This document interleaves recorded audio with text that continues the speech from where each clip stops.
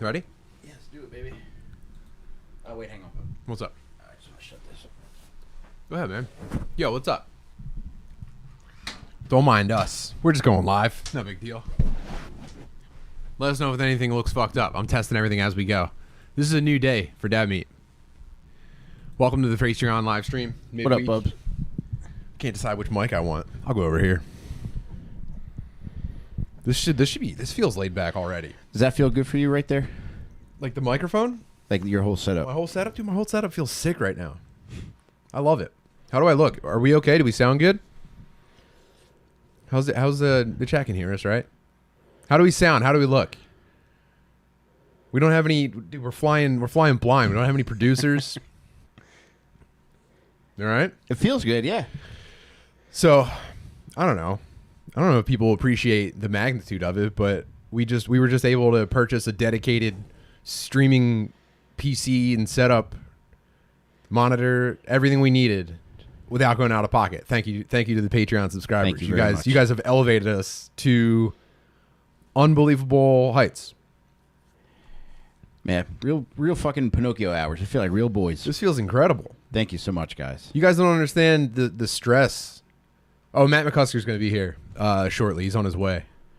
But I was just so excited that I got all the tech sorted out that I was just like, we're going fucking live. Let's go.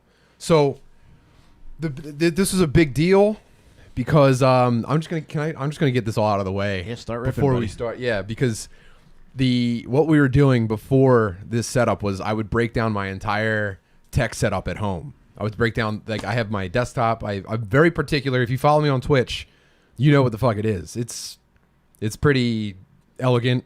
It's pretty complicated.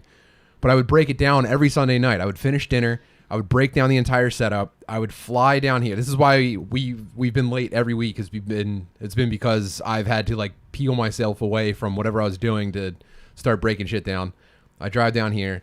I set it all back up with the help of, Jake Matera, Danny Dubs, two beautiful baby boys. Mm-hmm. And then we rip. But by the time we start recording, I'm even like, I'm feeling like a little bit like anxious. Like, did I fuck something up? Are the cables all good? But that's over.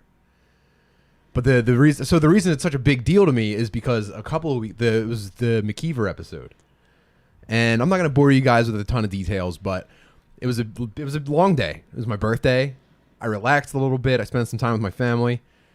I went to dinner at my dad's house, and then when it was time to break down my tech setup, I realized I was already running late, and I started to spin out. And I didn't realize this till later on. I'll tell a little bit of a story real quick while we're waiting for Matt. I didn't realize it till later on, but I was already maxed out. I was completely flattened, and I had a complete nervous breakdown over the course of a week that started right before we recorded the McKeever episode. And I was tearing apart like computer wires, and I had 2 armfuls of like cable bundles, and I couldn't understand what I was looking at. And my wife came in and like asked if I needed any help with anything, and I apparently lost my mind. I started smashing shit. I've never acted this way in my life. But I was just I don't know. Maxed out is the only way I can describe it. It got worse the next day because I ignored it. I was like, hell yeah, dude. Sometimes people just smash things. Next day, bottomed out. Completely I had no idea what was going on. And then I like argued with my wife more. Shout out MJ. Probably right now in the running for most patient wife. And I realized that like I was just like really unhappy with like the way I'd been doing things, and especially like I can go back and watch myself on podcasts, and I could just point at instances where I'm like I was being a nasty motherfucker there, and I just didn't like it. So, but then again, I'm like, all right, well I figured it out. I don't want to act that way anymore. Back to business, and then 2 nights later, I did 6 grams of mushrooms, and I sorted it. That was the first time I actually had a glimpse at it. That I was off course in some ways. Other ways, I mean, I have a documented year where I did everything that I wanted and I accomplished everything, but I neglected myself in a few ways, and it all came to a head in the past couple weeks. I've hated the way I've been on podcasts. Even going up and like doing fucking MMA with Gomez. Hated the way I was training. And so now I have my first ever therapist appointment scheduled for Friday morning. Thanks to Mike. Oh my God. All right, so this is funny. I was gonna put the knife down because this is not a great. So I almost I was almost dragged to a crisis center, and when I finally I was ignoring. Mike, I'm so sorry I ignored so much communication from you, and you were so understanding about it. But when no apology necessary. When we talked about how like Mike was almost gonna have to come and like take me out of my house, he said he was gonna take me to Dave and Buster's instead, and that made me feel like $1 million. And I don't mean to be ignoring the chat right now. I'm gonna freak out just from addressing all this. But the overall point here is I hope maybe this will be helpful for someone else. On paper I crushed 2020. I have everything that I hoped to have at the end. And I have momentum going into the new year, and we'll talk about 2021 today. But I was treating myself like an employee that I don't care for, and I was as productive as can be, and that's my renewed focus is on I don't know, man, crushing it the way that I've been able to, but also taking care of myself. Have you had time to evaluate things for yourself, or is it really just coming in glimpses? I'm sorry, what was that? I said, have you had time to evaluate what approach you're going to be able to take now moving forward, or is it just coming in glimpses? It was crystal clear. I had no idea. I'm very serious about this. Until I did mushrooms the night before New Year's Eve, I had no clue. Mm-hmm. And then I had to wake my wife up in the middle of the night, and I was like, I need to take my hands off the wheel. Mm-hmm. I don't know what I'm doing as far as like taking care of myself. Mm-hmm. You give me, I'm like addicted to technical problems because they're so clear in my mm-hmm. head. And then when it comes time to like sort out, something that's like holding me down or like an anchor in my life, I'm just completely lost right now because it's so easy to ignore. I can ignore like any kind of red flag in my head and just focus on fixing something or building something. So, I mean, to maybe put this in like computer terms that may relate what I'm trying to say to you better, would it be fair to say that you've got too much mail? You think that's funny? I did. I'm fucking bearing my heart over here, and you're gonna ask me if I have mail, if I've got mail. The answer is no. I don't think that's fair to say at all. So that's my deal.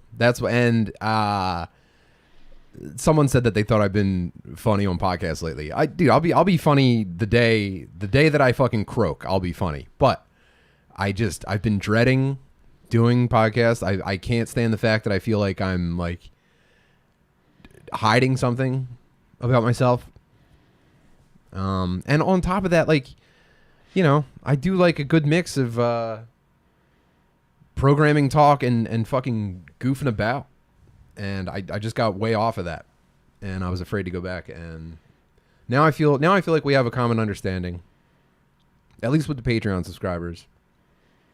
The free consumers are never gonna understand this, but that's fine. They don't need to. Mm-hmm. They'll just get the same premium content week after week without me, smashing my own head over it. Yeah, this is real ones only, man. And I noticed a couple people saying that they, if not had similar circumstances, that they're going down similar avenues in regards to repairing what's wrong. And I think I'm glad that you're doing what you're doing, because I think if you get there and you realize it's helpful, awesome. If you get there and you realize, you know what, I can, I'm figuring it out as I go and I don't need more of this, then, there's no harm in trying like what you're trying now. Oh, dude, if you're ever suicidal, maybe take a couple of days before you talk to a therapist to tell them that you have a podcast, because that might be something that'll put you over the edge. I just got to clear my cookies every once in a while. Nifty, God damn it. So, yeah. The medical marijuana card helps a hell of a lot. Actually, I would say that weed was like a sick Band-Aid. Like I was down to just real ant hours, just like 2 puffs before bed so I can sleep. And it didn't help at all. I mean, maybe it like helped me shut the lights out at the end of the day, but nothing. I didn't give me the introspection I need. I needed a heavy psychedelic trip to realize that, because I was on the verge of getting past it and never mentioning it at all. My wife just thought I was being a dickhead for possibly months at a time. And I didn't see that at all. I see it now. All I had to do was stay up all night doing drugs. But yeah, I have a clear image of myself, and I'm still not feeling like 100%, but I do feel reassured that I have a path forward. So I just wanted to get all. Sorry, I've been talking for like 45 minutes about, this shit. When now I'm getting to the point where I'm probably repeating myself. So yeah, the struggles don't leave just because you've found a relative amount of success. Well, one, I'm proud of you. Two, I'm very happy that you're here to be able to do this. Not just because I love doing this with you, but I think that you being able to talk about it shows that you're further away from where you were even a week ago. Because over the past few weeks, like, it just seemed like it was like your light was dimmed. Yeah. Yeah. And there was that was the first time in all the time that I've known you where I've genuinely been concerned about you. Well, I think I used to always feel this way up until my first mushroom microdose. I think I felt this way all the time. And in the past year, this has been different. 2020 was the first year where I felt like I could breathe. But like I said, man, it's not. There's no permanent fix, and I just got to make room for that kind of maintenance now. Yeah, well, good. So yeah, that was the other thing I said to the therapist. I was like, dude, I take psychedelics very seriously. Is that a problem if I talk about that? He was like, oh, I'm excited to hear about it. I was like, cool. Oh, hell yeah, dude, let's go. But yeah, hopefully that goes well. That made me sick. Yeah, talking to doing the consult, but I'm fine. At what point did it become easier in the phone call? When I hung up. Yeah. I hung up, and then I had the anxiety of just finishing a conversation. You know that feeling? Yeah. Is McCusker coming in the back door? What a fucking maniac. What's up, man? Yo, get in here. Have a seat. No, help yourself to a knife. You got here just at the perfect time. Right here, bro. Where do you think you're sitting? I thought you guys sat right next to each other. We do. Oh, no, like that. No.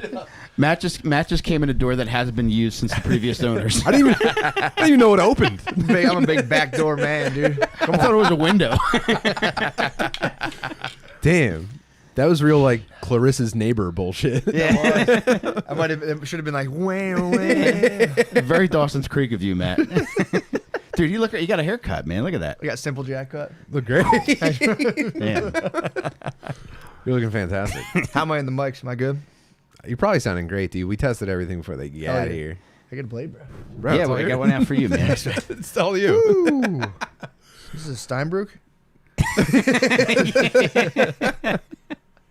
How you guys doing? Yo, I'm Pretty so good. sorry. I got Bro. All good, man. Yeah, I'm telling you, you couldn't have better timing. I just got done explaining to Mike how I'm taking my mental health seriously in 2021 because I bottomed out and now I have to see a therapist. Really?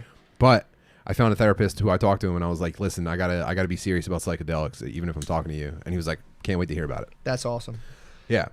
Yeah, I was actually I'm part of a group called the ACBS. It's the Association of Contextual Behavioral Sciences. It's such a fucking hard thing to say, ACBS. But they have like specifically a psychedelic wing of that where you meet up. And these are like PhDs, doctors, who talk about how important it is for people who do psychedelics to try to integrate those experiences. Oh, good. Like go and talk them out and like try to really integrate that whole experience rather than just like tripping your balls off and just like returning back to business as usual, just being like, oh, fuck. Yeah. Oh, yeah. Yeah, I was telling my wife about that because fucking Carcillo from Flyers. Flyers, he's got like Yep. he's living with insane CTE. Yeah. and now he's like traveling to Peru to do ayahuasca and shit like that. Rules. Yeah, and he was sharing like Alan Watts quotes on Twitter, where it's like, it's the tool, dude. Don't fucking live your life in the trip. Yeah, for real. Matt, would it be fair to say that psychedelic wings spread far out? Hell yeah. You see what I'm fucking dealing with? Get out.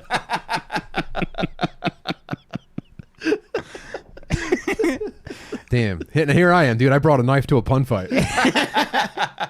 Dude, you want to see an ER doc in addition to that therapist? I'm going to Gaddafi you and stab you in the asshole to death. You need a broomstick. You keep a sharpened I'll broomstick put this on a just in broomstick. case we see a dictator. Did you ever hear about Gaddafi's move for picking kids that he liked? Whoa. No. Whoa, hold on. He was a wild boy. He would go to schools. This and might be helpful for some listeners. Check this Yeah, out. True. Yeah, if you've ever been diddled by a dictator, this is your segment. But he would go to schools, and it would just seem like, oh, look who's here. But he liked underage. Gaddafi did? Yeah. So he would go into schools, and his move was he would place his hand I on think the you know head. a guy, right? I read part of the Green Book. I thought the guy was onto something. He would place his hand on the head of the child that he wanted. He was just playing Duck Duck Goose. Yeah, for real. yeah, yeah. Fuck goose, Tim. How tough are those boots, dude? I'm going to stab you in the foot. These boots are made for walking, dude. So he would just touch the kid's head, and Yeah. was like all the teachers would they like just procure for him or like Well, he had his security class detail. president? No, So his security detail would be like, come with us. yeah, Damn. yeah. Would he That's- like give a that's talk at least, or he would just go into school and be like, I think he would go. Remember how Pat Croce used to do like the in-school workout program? He would go Yeah, there. he and always would do pat me on the jumping head. jacks. Yeah, he would do 100 head pats. Yeah, no adult should ever visit a school. There shouldn't even be adult True. teachers. There should just be the smartest kid as the teacher in every class. I agree. And also, yeah, on like take like career day, be like, what do you think? I want to come in there and fuck those kids? I'm not going down there. And that's why I love being a marine biologist. Hell yeah, man, dude. Dude, there was no greater disappointment in school than when your thumb didn't get put down for 7-Up. Come on, man. Just waiting and just hoping like. Well, that it first of wa- all, did you peek? after a while, if we had already played a game and I didn't get picked, I was trying to. What the fuck's going on out there? Yeah, that was this and this big time peeking the whole time. Would you ever fake your thumb down? No, Like, I someone never touched did my that. thumb. Someone pushed my thumb. Oh man, I never. Yeah, You, but- you can say that. You could say that with a clean heart.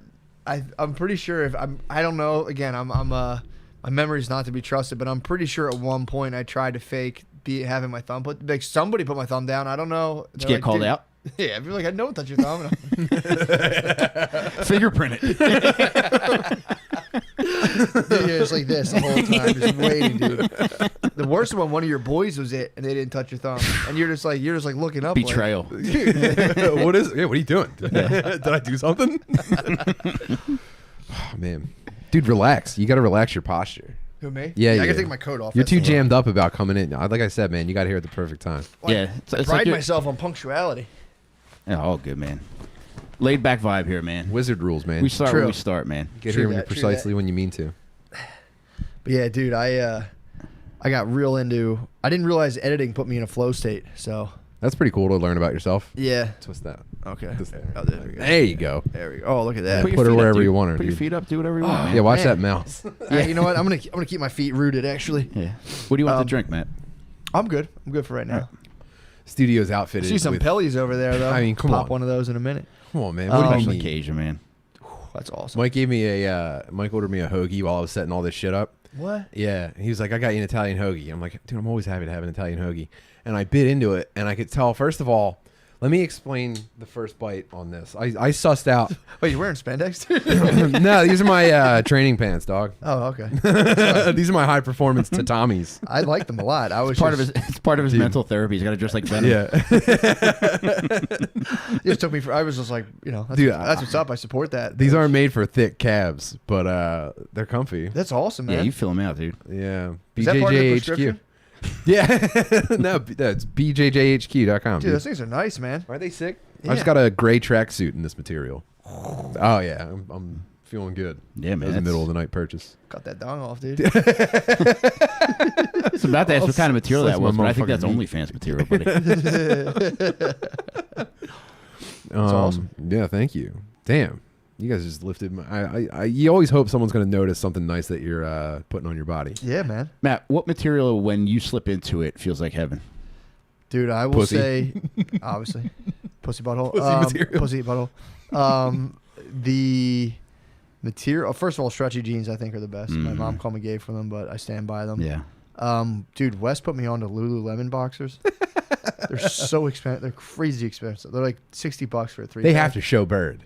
Bro, they do. First, they show bird because you're so hard from the material. It's like women's underwear. You just get to wear it as men's boxers. Damn. It feels, yeah, dude. It feels. It's also a thong. Like, yeah, it's a thong. That's sick. It's literally, it's just boxers made out of women's underwear material, and they're so fucking nice. You just, I'm chubbed up all day long. So It's Victor's secret. But yeah. You're just kind of like semi-chubbed. Also, although wearing a manhood's pretty comfy too. Are you back on the manhood? I haven't been popping them on. Manhoods are these little. Dude, I had to talk to Randy. I need to do an affiliate thing with him. But manhoods are just these little like things you put on your. First of all, you got to tell this guy Randy how big your dick is. Flaccid. Email him. There's like number. You got to measure it, which is awkward. Is there any fact checking? No, I mean if it just. Do you get on Zoom and you're like about that? No, you hit him with the measurement. Dude, when you get contacts from 1-800-CONTACTs, you like line your eyes up with the screen. Like, is it like that where like you shake your bird? I actually have an Italian guy with a tape measure going around. So it's like this little thing made out of like spandex material that you just. I'm trying to think how to picture it. It would be like a. I'm trying to think of like just like a spandex material that would open up, and then if you. It's like a fleshlight shot glass. Yeah, honestly, if you wanted to like contain a shot glass, this would be the thing. You just fucking. I'm just gonna strap a shot glass on the end of my wiener. Oh, but you wouldn't get the fabric feeling, dude. Yeah. That'd be you'd kind of going- clunky. Although you could, if you wanted to extend your foreskin, you could take a shot glass, fill it with some sort of like weight, and then tie that, and that'll pull your skin down. But this thing's more of a protectant. Wow. And it just snuggles. It's just a thing that just snuggles your bird all day long, and you just walk around. First of all, it makes you feel like your bird's bigger. First of all, because you have all the bulk, you have bulk on it. Yeah. And then you're obviously a little harder because you have something touching your bird all day. So you're kind of semi'd up. You have extra bulk. It's pretty fucking sick, dude. Wow. You're garnering a little bit of bulge because it's just like stuffing your bra. It's pretty tight. Dude, I'm gonna check that out because walking around like I'm nothing to shake a stick at. Now at full capacity, it's a normal bird. Sure. But I could use a little extra meat, especially in the cold weather months. Oh, now yeah, what I'm trying to get into, does it make you come fast? yes. I'm trying to get into premature ejaculation. Yo. And I just don't know what to do. Wear this thing for a month. Keep hanging out here, dude. It's in the water here. Yeah, if you wear this thing for a month or even like 3 weeks and take it off, you slip into some vagina. And, dude, it's like... It's over. Yeah, dude. Let's 'Cause go. your bird's constantly just thrashing everything all day long. This thing's like a little home for it. My bird's seen some denim in its day. That's what I'm saying, dude. Yeah.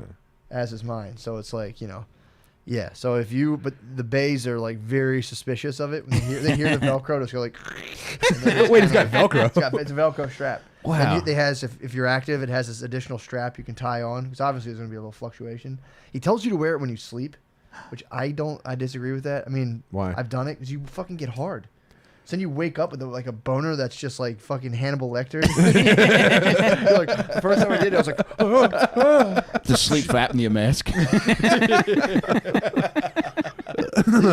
yeah, man, it's pretty tight. But I would say Lululemon boxers for sure are the most comfortable. Nick Foles is a spokesman for him, and he's a notorious. Canada? For Lululemon, like has a notorious hog. Does he? Yeah, monster hog, Yeah. Big Dick Nick. Oh, okay, there you go. How do people find out about his hog? One of the Instagram Eagle Live. teammates just let it fly one day. Public? Yeah. Said, look, man, it was weighing on his mind. You could tell. He's like, I got to speak on this. He did a Facebook Live. No. A lot of people have been talking about this, y'all. So he came out and was just like, Yeah, you know how big your dick has to be for a teammate to just unprovoked speak publicly about it? I feel like every team has one though. Yeah, like at least 10, I would say. Yeah, and then there's dudes that just swing bird in front of like reporters and stuff in the locker room. Do would they? you be one Is of that them? real? I would think It so. has to, right? it has to Well, be. you're getting Has out of the to. shower and walking to your locker, and people are invading your space. So I got to Yeah. assume that. Look, you see me 100 days out of the year, you're going to see this. Well, you're also at work, technically. No, I think you swing dicks. I think for sure. Dude, if you crush the work bathroom, like you unload diarrhea and just walk back to your desk with your pants at your knees, you're like, dude, you're invading my space. You got a towel over your shoulder, like, look, we did what we had to do to get it done. Everyone at work knows who has a big dick. Yeah, how does word travel about that? We got to start spreading some like rumor mills about dicks. It's a podcast dick size. Yeah, I've casted with him. I can tell you. Look, I have to talk about this. There should be like one day where I like saw his Manhood Canada order. where like athletes and reporters just all walk around the locker room naked just to clear the air and get it True. out of the way. Well, they travel together, don't they? They do Sometimes. everything, dude. I think they sleep in the same beds. They're essentially swingers.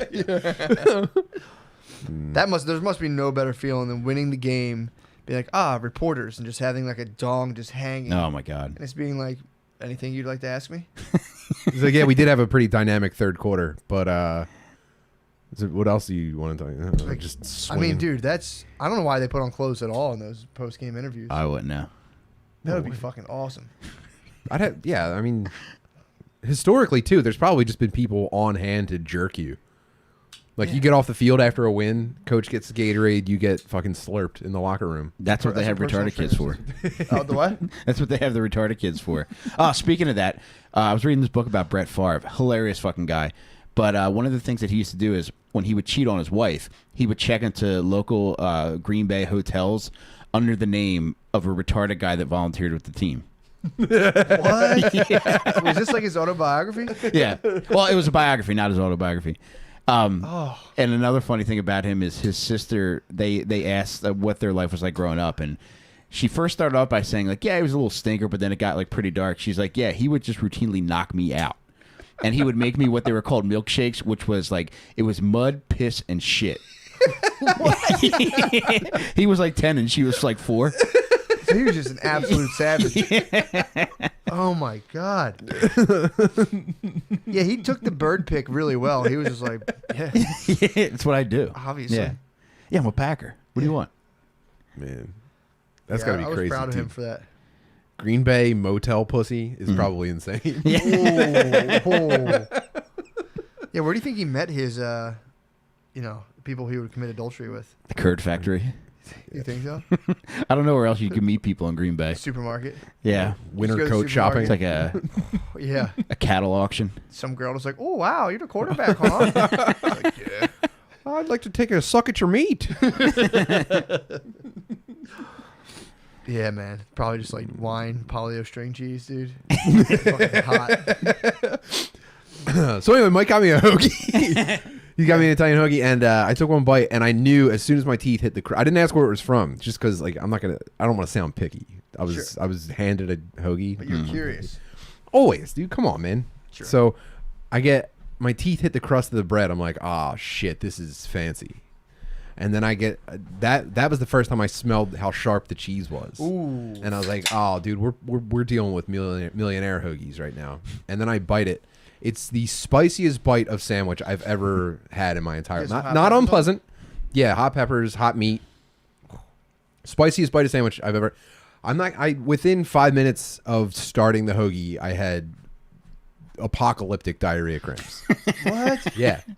Yeah, and then I noticed there's a pattern. Like every time I come here, there's like some sort of like stuffed pepper with like, world-ending diarrhea stuffing. And I think Mike's got like a weird like Munchausen's by proxy with giving me diarrhea, I think. More Funchausens. Start getting like it's like when you drink the water in Mexico. You just can't handle the local cuisine. You eat hard. Yeah. You eat hard. Dude, I'm like an Asian martial arts trainer. I'm just trying to wreck your shins so that when you have to actually kick somebody in a fight, True. it doesn't even Dude, even phase you. he has calloused my digestive tract with his food. Where'd you get the hoagie from? Toledo's. Ooh, And then that was That's it. the I best, said, man. "Where is this from?" He said, "Toledo's," and that was all I needed to You know. just know exactly what it's about. Authentic Italian. The hoagies come wrapped in plastic. I don't know how the canals in Italy aren't just full of diarrhea. I mean, they probably are. The way these fucking monsters eat. That's why they're singing so they don't have to breathe. I mean, they champed COVID. Did they? Italy? I thought everybody was lying. I thought they everybody got was pussy lying about. What? No, I think everybody's done. You think? Oh, what are you talking about? Everybody's crushed by COVID. Right now? I think worldwide, right? I think everyone that said they were like, we're good, it's basically gone. I think they're Yeah. all locked down now. True. Japan, biggest liars in the world. Did they get locked down? Dude, I think they shut the entire country down. What? The sumo grand champion has COVID. Hakuho. What? The Mongolian best, maybe of all time, but definitely the best sumo wrestler in the world right now, has COVID. How's he doing? Probably great. I mean, he's a peak athlete, but now it's like it's January, so the tournament's about to start. Mm. I don't know if they're going to cancel it. They probably should. Yeah. Out of respect. Yeah, the I almost said the captain of Japan. What do they have? A president, prime minister? Emperor. Yeah, I think the emperor is shutting the entire country down. Really? Came out of his little cart? I'm getting I get all of my news about Japan from sumo blogs that are poorly translated by obese dudes with weird hobbies. But from what I understand, the emperor of Japan has boarded up every home in the country. Damn. Yeah, That sucks. It's allowing shoes inside. Very strange time for Japan. out of control. It's never going to be the same. I don't know how many, how much more I have left in me for this in terms of the lockdown stuff. It's been a fucking year almost. Yeah, man. Babies conceived in lockdown are being born. How fucked up is that? Yeah. There's kids that are going full blast from the past and never seeing the outside world. Mamma Maybe mia. ever. Oh, man. Yeah, I'm kind of sick of it. I'm done with it. Let me out. Yeah, I don't want to be grounded anymore. Yeah, dude, I want to get off house I want to get arrest. off punishment. I want to go to a restaurant. And I don't I don't know. I don't like the one-way lanes in supermarkets. I buck against them. Yeah, no. I go straight up. I see a Dude. stop sign. I go. I Right walk up backwards down the aisles. You go reverse. It is funny watching people like kind of try to police it while other people are like, Yeah. "Fuck this! You can't tell me which way I can go up a grocery aisle." And it does. I don't even. I guess it's like so everyone's like you're breathing on the back of people's heads. That is it to like limit like face to face like oncoming That sounds right. human traffic. Yeah. Dude, oversized gray sweatshirts are like sneeze deflector shields. So you just got to point your back at them. I'm going to Frankenstein or the giant robot. That giant. I fucking hate that thing. What? You know the robot that at patrols giant? It's what? it's never not in the fucking way. It just goes around. It's supposed to identify spills. It's always in the fucking way, and you always have to stop and move around it. And It it's looks always like causing it traffic looks like the jams. maid from Jetsons. It's the biggest robot Wait, so I've ever there's a seen in real robot life. at They could just Giant have a Roomba Supermarket? going around, but they've got a 5.5 foot tall, useless piece of metal, and I Can think you like fuck it up? I'm gonna closeline it. for Can you sure. like? Yeah, I hit it bump before. Have you hit it? Yeah, I have video of it. Do you really? Yeah. Dude, you're crazy. What? Stop, dude. Don't implicate yourself. You've punched. Like, was it a shove or like what was it? I gave him a backhand. Really? Yeah, man. I put it on Instagram and everything. So what does this big bot do? It's just fucking annoying. It just roams around the store, and I don't think it makes noise, but its eyes glow blue, and then the primary objective is to identify spills. Yeah. Secondary objective is to swing a lanyard around its fingers so they could fire like 5% of all wiggers in retail. So they made a robot that could just swing a lanyard around Is its that Foot finger. Locker? Dude, all the time. Shop off. I like to hack it just to get it to yell the N-word. We should go up there with our knives and just fucking Oh my God, Stab yeah. the robot. Cut its eyes out. Cut a fucking wire. Just Oscar. Disassemble Johnny 5. Oh shit, I forgot to tell work I'm busy right now. Sorry, excuse me. Yeah, tell him to all suck good. it, dude. Don't- yeah, dude. I was actually curious about that. Did your work know you do like podcasting and stuff? Kind of, yeah. They Surprised they're clearly not- have not taken a second to listen to it, which, I mean, all right, I guess I would support my boss if he had a podcast, but I don't know that I'll ever get to a point where when somebody out in the real world mentions that they've heard my podcast or watched a clip of me online, I don't instantly break out into a cold sweat. Although I had a very good one last week. A guy that I got to see through work, He's like, oh, I listened to your podcast the other day, and of course, like the cold sweat started coming. He's like, yeah, I forget what episode it was, but what you guys said about 9/11 really made me laugh. I was like, oh, thank God, Thank God. yeah. Oh, that's so funny. Yeah, that's something I always think about when you're at a job, especially how people. It's usually a unwanted conversation. Like, oh, you do have a podcast? Yeah. What's the name of it? Yeah. Like I don't know. I forget. I also don't listen to any other podcasts, so then they try to talk to you about podcasts. I'm like, I'm useless here. I don't know. I'm sorry. Yeah, I'm a content producer. I'm sorry. Yeah. Dude, Brendan Crick said something. I think it was on Twitter one time. He's like, I was at work and a video of one of my sets started blasting from my phone in my pocket, and no, I no longer fear death. We were in the car with Gomez, and his album started playing. Like, we got in, and the Bluetooth connected, and his album started playing. So I started making fun of him right away, like, oh, that was just an album I made. You guys don't have to. I mean, I can turn it off if you guys want, but like, apparently it was just that's the only album on his phone, and every time it connects, it automatically plays. But dude, Really? he was just like, whatever. I would have gotten the car up to like 60 miles an hour and rolled out. Sorry, gonna kill you guys. So for iPhones do that. Like, I deleted Apple Music off my phone, but sometimes when I hook up to a Bluetooth, it just plays whatever's from my Apple Music.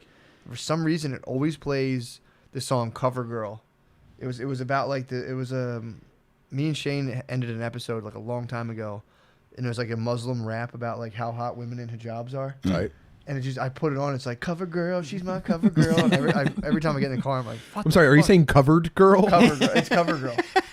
It's cover girl. It's not covered. It's not covered girl. It's cover girl. It's like, she's my cover girl. Seems like a missed Talk about how opportunity. hot and pure your girl is with her fucking thing on. Head to toe, girl. You somebody I want to get to know. Dude, I do watch Muslim porn sometimes. Do you? I do like the skip it. allure of a lady just being skip totally it. covered, and then all of a sudden you see clam. It might be a nun thing. Yeah, Just I nuns. was thinking nuns Yeah. as well, but that's got to be pretty nice, dude. You know what? One thing that bothers me that I would fucking kill to see is like amateur nun porn. Okay. Like real nun porn. There's got to be some that's gotten out there. I can't think of a nun. I've seen a good bit of nuns in my day. I can't imagine one where I'd be like, does she have an OnlyFans? Yeah, I think 1 out of 3 priests probably has a video online of himself doing something. Yeah. but for I've sure. never come across a nun that looks like she might. All right, let me see, Sister. I think they hide the young Bernadette Ann. because like either True. women only become nuns at like 65 years old, or like once you become a nun, they lock you away until you're perfectly aged 60 Yeah, years if old. you're hot, they definitely do. They crypt something to keeper you. It's like what they do with produce. If it's not ripe yet, they just like blast it with chemicals. It's like green They bananas. just hit them with the incense on the chain. They smoke you out. Yeah, they jerk you, they dehydrate you like jerky. You can't have hot nuns are crippling for society, dude. They can't have that. And they're probably just like chained to the basement of the Vatican. Yeah, yeah. If you're a hot nun, They got a the nun Pope is mill. like, huh? Yeah. What? Dude, that's probably what's got the Pope all hot and bothered. He's liking all these spicy pics on Instagram now. I forgot. Yeah. They got him again last week. Wait, what happened? He's you know how like you could just scroll through a pic and you'll see like a person that somehow you follow or follows you. You can see that they liked it. Yeah. Well, 2 pics now in the last month or so, people have noticed that Pontifex or whatever the fuck his name is. It's not that pussy ass Francis. Yes. It's him? He fucking P Diddy and changed his name. Well, he calls himself Pontifex. Why? Well, I don't know. I think Pontiff is, Pope. I guess, yeah, or some religious dignitary. But I don't know He where calls himself Pontifex. I think so. People still give him $20 a week. So Pope Francis, aka Pontifex, he's liking hot pics. he's liking, and they're actually, it's actually kind of, it's reassuring because it's like normal chicks that like should get liked. Yeah. And it's not like anything like, come on, Pontifex. He should be more charitable with them. He should be hitting up dumpy broads. Yeah, That's what I'm saying, dude. Yeah. Well, we were going to do that. Remember we said we are going to start a charitable drive toward the chicks that were in the bottom 1% Yeah, but of OnlyFans. there's no way to find them. They'd have to find us. So I guess we'll put out the call. If you've got a very unpopular OnlyFans, True. Fapathon. Yeah. You do a Fapathon, dude. Damn, that'd be hot, dude. yeah. Charity faps being like, let me just help the girl out. Yeah. See some- Well, we were gonna do like a fake telethon of dudes cranking their meat, and like donating to something. Like, yo, what's up? I just pulled my fucking bird. I'm donating $1 to get this lady a kidney or whatever. Yeah, giving donations. Yeah. I actually thought of a video game idea the other day. I think you should design it. It's, like Doom. Just have video games. Was this after we had our goals meeting where I talked about how I will prototype a video game That's this what I'm year? saying. I heard you say this, so I'm like, dude, what about instead Wow. of Doom, it's just Coom. You just fucking cum. Instead of it's just first person coming on everyone, and you're getting cum. He's got a shirt. Have you seen my? That's where it came it's the from. Doom logo, but it says cum. That's where it came from. That'd be sick, dude. Dude, did I tell you that like there's like a VR game called Gorn where you're fighting like barbarians in like an arena, and you can like punch their heads off and shit and pull their arms off, and every time like my wife will sit like I'll play with my wife and one of us will sit in the chair and the other one will just be like whiling out in the VR space, and every single time I pull one of their heads off and I pretend to fuck it, and then I like pull the VR headset up to look at her and she doesn't think it's the funniest thing she ever saw. You can actually fuck their head. Yeah. What? Well, I mean, you don't have a boner, but you can pretend. No, I'm saying you can hump their head. Yeah, you can take their head and hold it, and you can fuck it. But Can you like, play against like real people? I don't know, but I was actually thinking sometimes when there's like more than one gladiator, my wife will get overwhelmed and she'll get actually scared that she's surrounded by dudes that are about to smash her. Fuck. And sometimes I think about if I can spot on the screen when one's behind her, I might wrap my arms around her. I might grab, dude, Just fuck her head. yeah. Dude, like if she gets backed into a corner in the game and they're pounding on her, if I like just suddenly like pressed her against the wall and didn't let her go, how funny would that be? Dude, that'd be hilarious. Like, what's that video game? It's a prank. It's a prank. They got to do that like where people can like stand across from each other and just fucking slowly get closer to each other. It's like, wow. Dude, I've been crushing Wii tennis lately. Yeah? Dude, killing it. I go Wow. home, Where'd you find a Wii? The one's at my parents' house. Oh, sick. So we go home. I go home there, dude. I've been murdering my family in Wii tennis. I swear to God, I think it's the best video game ever invented. Oh, Wii tennis is so fucking fun. The whole dude, Wii bowling. Wii bowling's all right. That's top of the mountain video game design. Maybe there's not, Dude, I'm talking about the spins I'm putting on here. Snake spin, fucking lobbing the ball over. It's my first player. It's just you don't get it past. If you get to my second guy, it's like good job. I'm just attacking the net the whole. It's dude. I like scare myself sometimes. When I'm Big playing tennis Wii head, dude. When I play Wii tennis, it's just again that's another flow state activity. Do you have to wear a specific outfit for when you play Wii tennis, or can you just go like this? I pretty much only ever wear these jeans and this fucking night mode shirt. This is for real Wii tennis apparel. Oh no! Did you just care. puncture? Yeah, punctured. I thought it was a Kevlar hoodie, dude. Yeah, punctured. All right, I gotta hold my knife now. Things are getting heating up a little bit. Dude, we're puncturing material. Get sleeves off. All right, so you guys want to talk about 2021 programming? Yeah, man. I do. All right, let's get into it, man. So we had our meeting with the Romos men's team, essentially. Wes Rollins, Yep. Lil Bear, Spud, Yep. and the three of us. Yep. Am I missing anybody? Dude, you're crazy. Come on, man. Dude, you're crazy. Come on, man. I'm not driving you to the hospital. You fuck that up? This ain't Wii knife fights, dude. Fucking chill. Yeah, that was sick. Dude, how's your 2021 been so far? Before we even get into the nuts and bolts. Pretty good, man. The ones that I've been going pretty hard at for the last like couple weeks are with diet and exercise. And by diet, I don't mean just like eating fucking everything the right way. I mean, for me, it's like eating after 8 o'clock fucking crushes me historically. Getting a regular exercise schedule, because there's weeks where I can work out like 4 times a week. Then there's other weeks where I do it maybe once. So for me, the past few weeks have just been all about setting consistent schedules, and especially with diet, like not eating late at night and not just fucking overloading for dinner. Yeah. No, the portion's my big one this year. I'll just completely gorge myself to the point where I'm just like ill. There's no reason for it. Yeah. And that's the thing. Like, I tried to get in the habit of saying, like, this does not make me feel good the second it's done. But then it just wasn't working. So now I'm just taking, like, the small steps for me are the no heavy shit after fucking 8 o'clock and starting from there and dialing it back. And exercise, I've been killing it the last 3 weeks. So hopefully keep that rolling. I took 2 weeks off from working out at all, basically, but mostly just away from the gym. Gained 10 pounds. Feel fat as fuck. I still feel strong, but like, Yeah. I definitely eat at a pace that requires an intense workload. Mm-hmm. True. But I don't really have any concerns either way. I know 2 weeks from now I'll be shredded again. Yeah. That's a fun thing about being me. Yeah, for some reason, I'll pig on dinner so hard that like I'll go to bed and have to sit up for like 45 minutes. That's the worst. So like if I lay back, I'm like I can barely breathe. So it's so It's full. like a Biggie Smalls interview. So yeah, that's been the big one. I'm working towards creating myself an actually structured meal plan. Mm-hmm. I'm big on structure right now. Yeah. With anything I do, the more structured it is, the better. Yeah, it's crazy. I just switched. I work 4 days a week now, and 2 of the day, well, all 4 days were typically afternoon shifts all throughout. But I just got switched to 2 morning shifts, which is fucking a godsend for me because when I get up early, I'm infinitely more productive than if I wake up at like 9:30 or 10 o'clock. Yeah, I slowly fall off all day long. The closer it gets after 12, like the chances of me doing like something like working out or like eating like drinking my green drinks, they just start to fucking plateau. Oh, that's another. Because of you mentioning that, I got a bunch of green shit yesterday. Do you really? Yeah. Dude, that's been my. Are you buying fresh ingredients and juicing yourself, or do you just buy? I have a juicer. I got all fresh shit. I got kale. I got fucking broccoli. I got carrots. I got a couple fruits. And I mix oatmeal in with it. I just blend it all. I just get a blender and I just cram a ton of arugula, broccoli sprouts, ginger.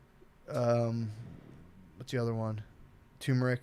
All just like the raw roots, and just blend them all and put all the shit in there and just knock it down. So then my whole day's worth of vegetables is basically done. Then I can eat them if I want with my dinner. But if I don't want vegetables with my dinner, like I chug them. Can you eat them all at once like that? Oh yeah. Oh, that's sick. I'll do that. Oh yeah. We're all about juicing now. Mm-hmm. Fine. Yeah, I'm a big fan. I'm more into blending because then you get the fiber too. Juicing, you don't get that fiber. Dude, the dumps. I wake up in the morning. It's like I have to dump, but in a good way. Mm-hmm. It's just it's just, there's no like question like, do I have to dump? Am I just gonna go there and push out like a couple little deer pellets? No, no. This is like I do psyllium husk every night, so I'm blasting off in the mornings. That's awesome. Yeah. And you're worried about my diarrhea? How dare you, It's sir? not diarrhea, dude. It's thick health. Okay. Just shitting out like foam pool noodles. Yeah, it's not wet threats. It's Yeah, I could send it to a lab if I needed to. Without trying to end diarrhea in 2021. Dude. I'm trying to keep it, man. Worldwide. Dude, No. you're my Greta Thunberg. my Greta Thunberg. Let's go crying on. Nobody cares. You want to continue to eat hot peppers? How dare you? Today I wiped my ass and I didn't take a shit. You have stolen my diarrhea. That's what I'm trying to get away from, having to wipe my ass. Yeah, what a out of the nightmare. blue, I'm like, I gotta wipe my ass. And I'm like, I didn't shit. To that point, like, Fucking pisses me off. I like wiping my ass is like it every day. It takes way too much time and toilet paper than it should. Man, yeah. And I have a proper grooming thing now. What do you mean? My fucking Manscaped we got this thing called the Lawnmower 3.0. Yeah. And it does wonders. Clean your ass or trim the hair? Well, no, trim it. My ass is the only thing that I haven't used it for yet. I've shaved everything else. It works great, but for some reason, I just you're dealing haven't with that gotten much around to it. whole hair, Yeah, dude. that you got to comb it out when That's you. what I'm saying. I'm just talking about wiping my ass. No. You guys got to check out the Manscaped asshole comb. So you're telling me you got to kind of hack the overgrowth down before you can even clean your ass? Dude, You need a controlled burn. Like, you think you were in the fucking... Why do you think I'm giving myself diarrhea every day? That's the only thing that can make it through the hair. It's like getting out of the atmosphere. It has to be trapped in the atmosphere. But on a given day, like, I could go anywhere between 3 and 8 wipes. Wow. Yeah. Wait, Wow. you're saying that's a lot? Per or an entire day? No, per dump. 8 wipes per dump is crazy. I was like a heavy. Yeah, me too, dude. But I retired from diarrhea. I'm out of the game. Yeah, it's not even for me. It's not diarrhea. It's when you have unfinished business. When you look down, the turd's cut in half, and you just go, oh no. You don't see that like perfect little end on it. You wonder how far you sucked it back up into your body. If I cut off, I see it and I go.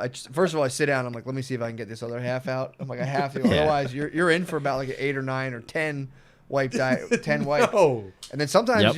you just gotta wet the toilet paper, get as much as you can. I'll be back for this later. You lay down, you go, ooh, something's wrong. Yeah, dude, that's the worst. Like when you lean over and you look back and it looks like a fucking 3-day-old cigar. Oh, It's like, all right, man, this is.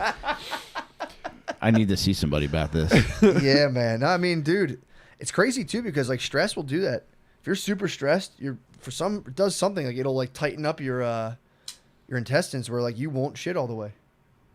I mean, diarrhea is one thing. Constipation, I'll take diarrhea over constipation. Oh, without a doubt. Honey, Yeah. I mean, No doubt about it, dude. luckily I've never had extreme constipation, but I've definitely had like, dare I say, half-ass, dude, where I've shit only half. You watch me Get him. Yeah, man, that was great. Watch that fucking talk around here, dude. I don't know where you think you are.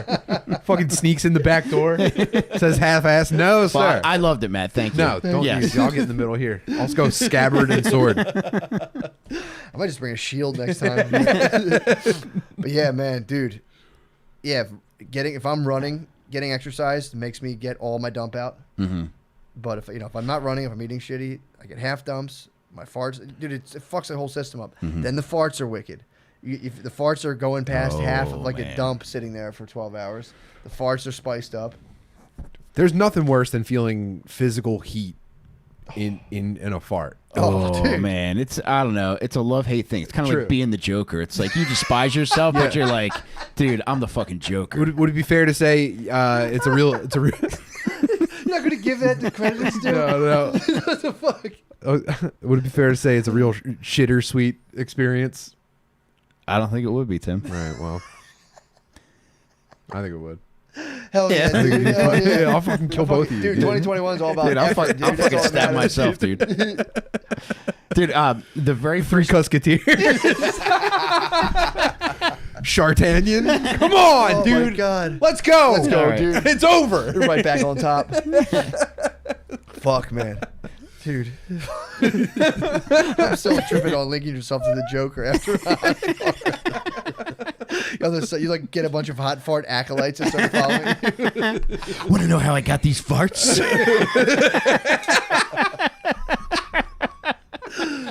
That's what we're trying to avoid. Hot farts and diarrhea. 2021. I want it, man. It's over. Nothing but just loud rumbles, dude. Loud, clean energy, dude. Thunder everywhere I Just go in fucking- every facet of life. Yeah, I wonder. 2021. I'm trying to take a bath with my wife and not fart in the bathtub. Oh my god, dude. So hard not to. My wife's starting to fart a lot now. I don't like it. It's we've been together 20 years, and this has been the first year where she'll look at me and like let one rip. Yeah. Damn. I always try to tell my wife that girl farts are different and worse. Yeah. Like, please, like, come on. I literally farted 5 seconds before she farted and was like, I grabbed our daughter. I was like, come on, Maya. I don't know why. This is gross. Don't ever do that. Not in front of the girl. Yeah, lady farts to man farts is like the difference between murder and manslaughter. Oh, for sure. Yeah, their farts are always just like horrible. Putrid. Yeah, it's Horrible. There's no joy. No, there's No. not. No. There's no like raucous laughter. It's Yeah. oh, fuck. They also overly apologize. Like they act like injured soccer players when they fart. They're like, "Oh, I must have eaten. I can't believe I farted. I must have eaten something really terrible." Sir. I used to work with this lady. After she'd eat, like you know how you get all that ruckus in there when you got to take a shit after you eat. Yeah. Well, my desk used to be next to hers, and her stomach would just be fucking popping off, and she'd be like, "Ooh, my stomach." Yes. I used to fix computers all over the city, and there was this one client where the secretary or the reception, I don't know, was this like super morbidly obese fat lady, and she had Crohn's disease, and her computer was under her desk. So it was almost funny to me every time I had to go to this office and fix this lady's computer. It was like, dude, I gotta get under that desk, and I would have her go. And she had one of those like seats where her seat was warm, but all of the cushioning had been compressed down into the base. So it was like that made me laugh. Like I would laugh through it, but it was basically like being like smell raped. And then I get on her desk, and she had 5 different changes of shoes, and they all stunk. Oh. And all you could just smell was her leaky asshole. Oh, that's a classic misdirection. It's like, sorry about my shoes. Did you sit in her like chair ever? Yeah, all the time. It's like when a human's in like a dinosaur's paw print. The camera zooms out on me in her chair. It's like, how big was this creature? Oh. But yeah, man. But no. Tyrannosaurus Rex. Probably shouldn't use her name, but Dude, 2021. Big things popping, dude. Nothing but.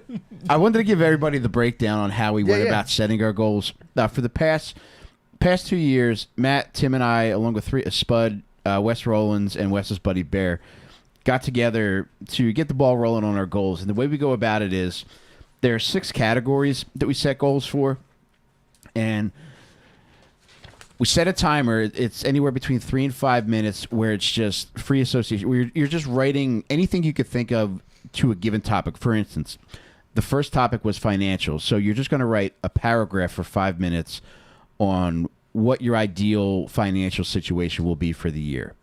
And then once that 5 minutes is up, everyone will talk about, we'll say theirs out loud. And then from there, you can build goals based upon that. We did that for finances, health goals. Do you guys want to go through each one and talk about what your goals are? Yeah, do whatever, man. All right, cool. All right, so I'll go first. So for the financial ones, my paragraph is as follows. I make the most of my money from creative work on my own and with people I admire. I make enough money that my wife does not have to work. I'm able to afford to move my family to a house that we want, not one that we can simply afford. I make $250,000 this year, almost entirely from creative pursuits. I make money from podcasting, writing, and creating comedy albums. I am proud and humbled to have the number 3 ranked asshole on OnlyFans. So from that paragraph, I started breaking it down in regards to what I can do to pull that apart and piece by piece create steps for each. Like, for instance, being that one of my goals was to make money from writing, I started creating a writing schedule for myself so that, okay, on fucking Thursday, Friday, and Saturday of this week, I'm dedicating 4 hours a day to getting caught up on this book that I want to finish. So you'll do things like that relative to everything that you mentioned within that paragraph. Yeah, man. No, that's the big thing. You got to kind of do the sort of like daydream mode where you just kind of do the, you imagine yourself on the eve of the new year, sliding into 2022. And that's what I had. For mine, I had, let me see what I have here. I got my vision board. The big thing, too, with this stuff, I feel like, is there is a threshold you have to pass through because this stuff could be perceived as gay. Mm-hmm. So a lot of people are like, but dude, there's one mode of being. I like can't rail on this enough. That's the mode of being, of prejudging and being like, that's blah, blah, blah, blah, blah. But then you get the same old results. Right. And that's kind of where I was at. And then I did this, I was so desperate. My life was like kind of discombobulated and needed to get my shit together. I tried this out for 1 year and it was like, it's so fucking simple, man. You sit down, you just talk about what you want to do, and that way you're kind of oriented in some sort of thing, and you have actual things to move towards and assess whether or not you did anything versus being like, what the fuck am I doing with my life? Dude, last year crushed, man. Mm-hmm. All kinds of projects I wanted to do that I was like kind of too weird and squirrely about. Bam. So like when you cross this little personal weirdness threshold, for me, it kind of knocked down the barriers of like all the other stuff I wanted to do. Yeah. Like could potentially be like, well, that might be weird. Dude, I just smashed all that stuff. So for 2021, but really I'm thinking 2022. I'm trying to save, this is on my vision board, dude. I got this is an addition. I'm trying to get a home addition. Sweet. On my 3rd floor. We have a little more room so we can have more kids. Hell yeah. Yeah, man. And so I'm trying to save half the money to start an addition. So, hoping people who come to the wedding fork. But no, we're going to try to save at least half, get that thing started. And also and I'm not setting too strict money amounts because I really just want to kind of start them, but I want to have 4 additional streams of income. Mm-hmm. One being books. I got some stuff cooking for Romas. We got some stuff cooking for stoner dads, and then I have another idea, dude. I mean, I'll just tell people right now. That's the crock pot meals. Yes. Yeah. I'm gonna jump into the culinary game, dude. Start doing some single dude crock pot meals. So still figuring that out. So I'm gonna have either way. I'm gonna have 2021 too. I thought about this. It's not even gonna be the. I'm not. I mean, the results. They'll come. I know that. But like 2021, I'm smashing 2021 with effort, dude. Mm-hmm. I'm just going as hard as I can in all these domains. So the financial thing is like, I'm trying to just, and this is in the middle of my vision board, dude, is freedom. Because that's really my main motivator for money. I just don't want to have to suck somebody's bird. Yeah. So if I can avoid... Except my own. Yeah, I just want to suck my own bird, and maybe my friends or whatever.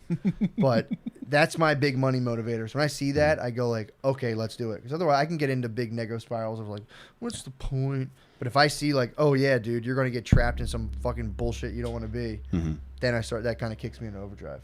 So really that's a big thing to kind of expand. Financially for me, it's like just to expand into different areas and bring in different sources of revenue that I feel good about and I don't feel like are like, that don't have any real value in them. Yes. So. Yeah. Dude, going back to one of the things you said about how this shit, when you first start doing it, it will feel super fucking gay if you're not used to it. When we first did this last year, when Matt invited us over to Wes Roland's house and we got in there, even though I was in a room with people that I've known for years, with these two guys that I've known for years, I was still super fucking nervous to be as honest and upfront about the shit that I really wanted.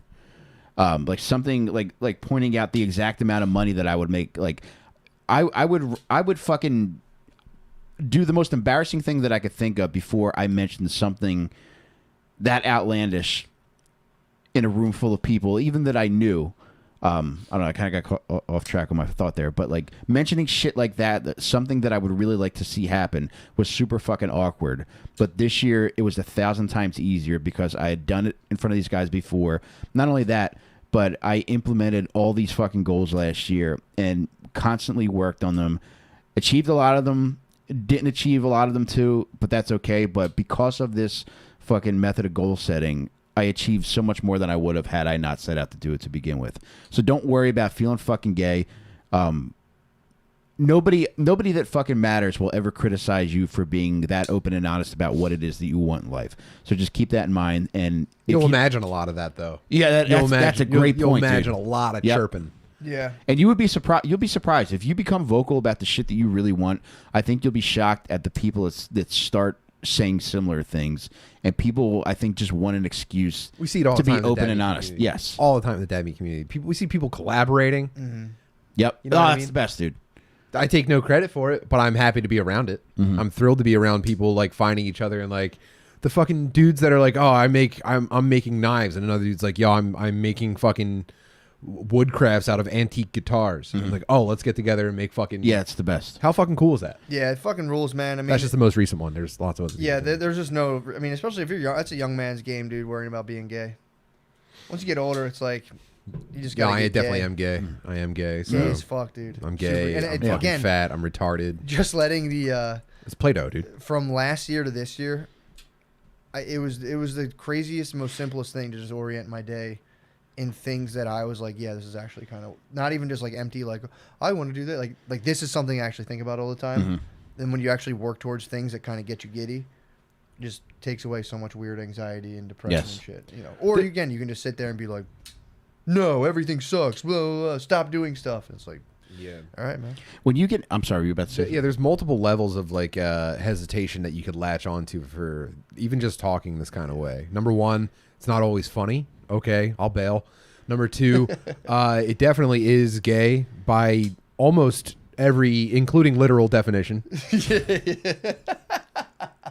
And this is stuff that we're repeating. We have like our audience has tripled since last year, so some of this bears repeating. But the last one is how could I put this? It feels like self-help bullshit. But it would feel that way even if I wasn't talking to a camera. If I was doing this by myself, I'd be like, I feel like I'm doing like a fucking Tony Robbins retreat, which isn't true. All you're doing is something.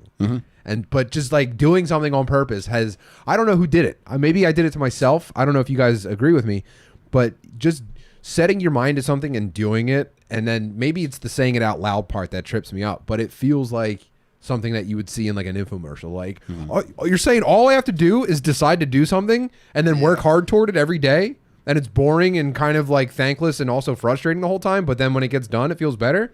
Sign me up. It's like, all right, well, it doesn't cost anything, and it's really hard the entire time. And it's like, all right, well, this is kind of less of attractive of a program. It's also that, or it's like, or you can just continue, you know, letting your fear dictate your life and just go on being a fucking problem for everybody around you. You know, it's like being a problem for everyone around you. It's always, what are you doing? You think you're blah blah blah, and it's just like, dude, will you please resolve your shit and start doing stuff for yourself? Because that typically is the kind.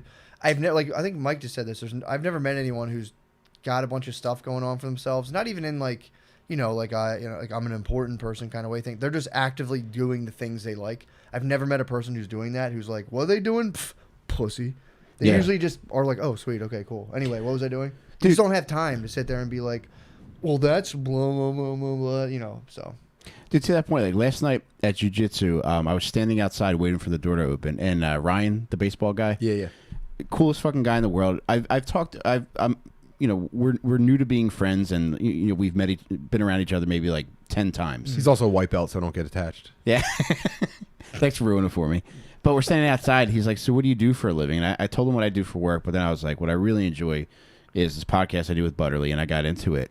And then his demeanor changed. He's like, that's what's up. He's like, I love when people do anything entrepreneurial like that. And during class, he comes up to me. He's like, I just want to let you know, I just followed your podcast on Spotify or whatever it was. So something like that, like just being open and honest. Like, I want to know more about him. It's going to be great when he starts avoiding eye contact with you. Yeah. Like, hey, man, keep doing what you're doing, man. I can't wait to see where you take it. Hope you get to where you want to go with the dick sucking shit. All right, dude, cool. Very cool. Yeah. But, you know, and he's somebody that has a lot of shit going on in his own life. The guy's a fucking professional baseball player.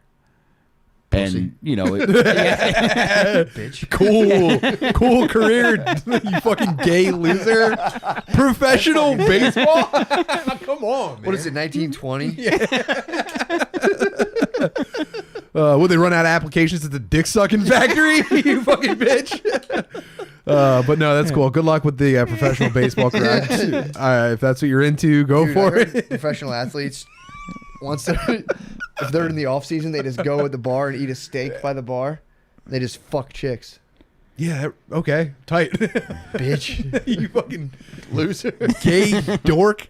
Man. But no, that's what's up, dude. That's sick. But I didn't hear that though. About yeah, a lot of when Phillies people players are do doing their own thing and going their own path and not just fucking mailing it in and just working at a shit job that they fucking hate, they'll be more attuned to being excited about what you're doing, and also in a lot of cases, like people will help you try to accomplish whatever it is you do want to accomplish. Well, it's also too, this comes from the this guy, I think David Hawkins wrote a bunch of books, but he has this diagram where it's like it shows the different levels of consciousness, where it's like apathy, fear, blah blah blah blah, all the way up to like, you know, nirvana. Sucking or your own whatever. bird. Yeah. Sucking your own bird, nirvana.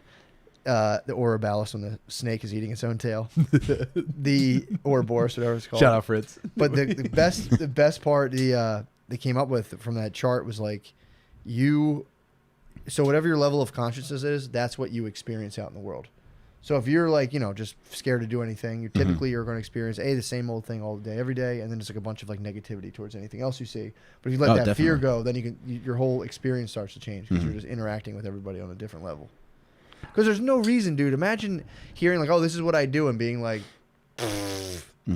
you have to be kind of jammed up to have that to be your reaction. Oh, for sure. Yeah, you're always saying more about yourself than the thing that you're talking Exactly. about. And I've been that too, so I know. Big like time, bro. there was such a long time where anytime, especially with comedy, I would hear so and so like got a show, and especially back when it seemed as though the only way out was for somebody in a position of authority to say, here, you have this opportunity now, where everything just seemed like it was given from somebody else. Anytime somebody got that, I was like, that fucking guy? How the fuck do you get that? Yeah. You know?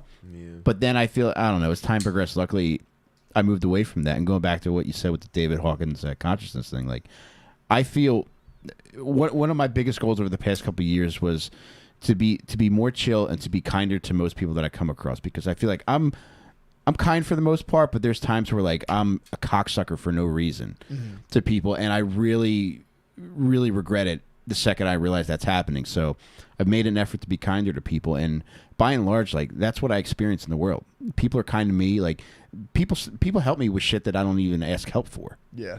So there's definitely a lot of truth to that, and it's in regards to all aspects of life. Yeah. Wait, dude. what if you're actually a hot girl and we're the only people who see you as like a fat old dude with diarrhea? You're just like everyone else sees you as like a hot girl. Like, do you need money for something? You're like a reverse shallow how to us. Yeah. I'd be so pissed if I found that out.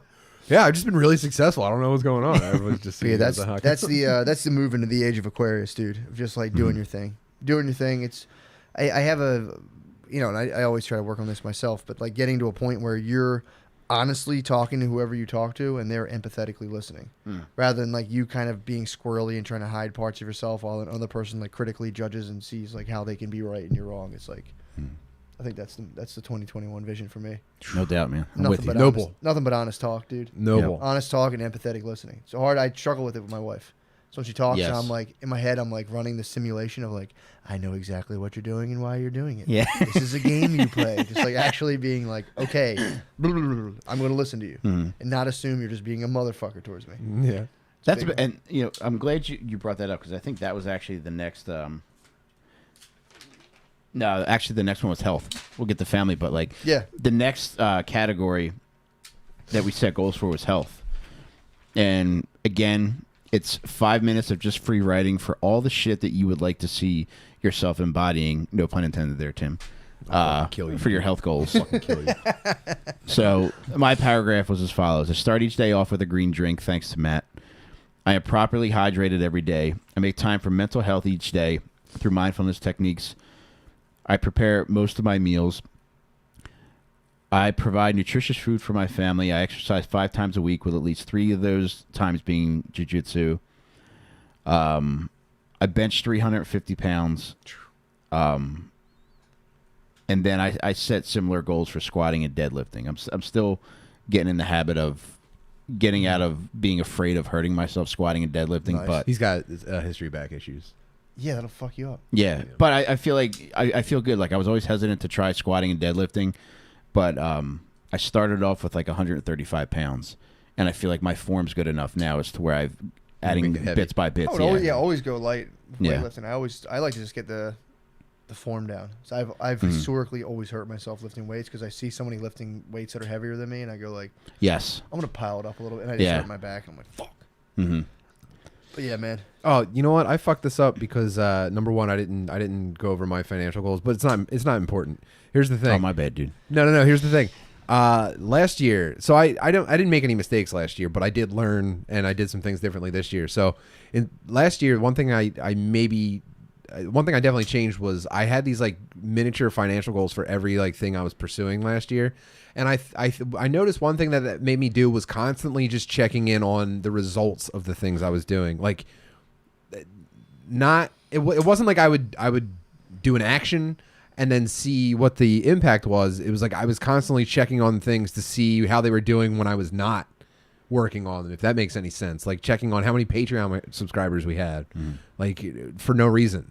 When it's not going to help, the information's not going to help me. All it's going to do is just give me something to focus on instead of doing something, either productive or fun. So this year I had just kind of an overall goal of how much money I plan to make. And I identified 2 ways that I could maybe facilitate that at my day job if I keep that all year, which is obviously I'm an award-winning IT professional. But I'm going to like try to break into the business side of my company or switch over to the software development side. Easy ways to make more money and totally doable just because of the reputation I've garnered. Also, would you say, this is a quick question, having a little side thing gives you a little more of a dick swing at work when you go in there? Oh, no doubt. I don't think I'll ever care enough about a like square job again to like not act like that. So then, yeah, you have like Office Space dick swing. Then they came in, like, we're making changes. You're like, that's psychedelics. Psychedelics did that to me. You think so? Yeah, no side job could ever do that to me, but psychedelics definitely broke me out of that. Having kids also, by the way. Yeah. Let's see. And then I just identified what I think would be just my main revenue streams, which would be the podcast, the Twitch channel, and I plan to capitalize on at least one creative concept, which will either be a screenplay or a video game pitch this year. That's gonna be a revenue stream I add for myself. And I'll talk about the video game a little bit later on. Yes. But for health and fitness, here's where I plan to be on December 31st, 2021. This year I built a home gym and dedicated myself to strength training. I started the majority of my weekdays with an outdoor run and increased my physical flexibility to the point where I won a Muay Thai fight with a head kick. Specifically, I'm going to go lead leg, switch, head kick, and that's if it's an orthodox guy. Mm-hmm. Against a southpaw guy, I'll throw the right leg. You mean like Jewish Orthodox? Do you think I meant Jewish Orthodox? I don't know. You tell me. Unbelievable. Time out. We get a double call. Do your thing. Go ahead. This is supposed to be just for emergencies. I won multiple jiu-jitsu gold medals in electrifying and competitive matches, and I maintained a psilocybin microdose routine that kept me from having any freakouts, and I went to space on mushrooms at least once a month. That's where I'm going to be health and fitness-wise. That's what's up, man. At the end of this year. And it's all doable, but it's all stuff that's going to maintain. It's going to require, checking on myself and focus and shit like that. You guys, if you're doing this shit, don't be afraid or don't get locked in on having to set a goal and stick to it the whole year. I think as shit progresses, you may have to modify things. Like last year, most of what I wrote down on January or December 31st, whenever we did it, had to get modified because so much of my shit was leisure-based, and because of the fucking coronavirus restrictions, so much of it went out the window. But at that point, it's just modifying to whatever the situation is and then moving forward from there. Yeah, do you think maybe we should have given more reassurance throughout 2020 for people who followed along with this process last year? Mm-hmm. Because shit just wasn't going to happen. Like we had all kinds of plans for like live events and shit like that, and that's just not something that was in the cards, outside of anyone's control. But Mike, you talking about like. I want to call everything like side quests and shit like that for some reason. Yeah, but go for it. No, but like abandoning side quests when they become something that isn't going to enrich your life. Like I made a big deal about this last year. I wanted to reach champion rank in Rocket League. Mm-hmm. I mean, nice. Dude, ranked Rocket League competition is a war zone. Mm-hmm. It's absolutely high level intensity and autism on a level that you couldn't imagine. And I got there, and the accomplishment felt incredible in the moment. I enjoyed it. I was able to look back on the work. I had a Twitch audience when I did it. It was one of the coolest things I got to do in 2020. I realized afterwards that, the Rocket League culture isn't really something that I feel the need to focus my attention on anymore. It would be fair to say that it didn't take off the way that you thought it would? Matt, what do you think? I think that's awesome. I like that a lot. And also, I think having side things that are... and honestly, too, there's a bigger thing with that. Learning that the real reason you're doing things are just because.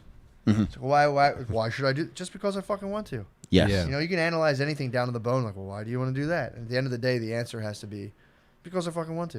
Dude, because I think about it, it charges me up, and then I did it. Then you did it, and you said, all right, I'm cool on this. Well, because I imagined, like, I was going to get there, and then it's like, now that I'm here, let's take it to the next level. And, like, you could go fucking pro playing Rocket League if you got good enough. But it's not...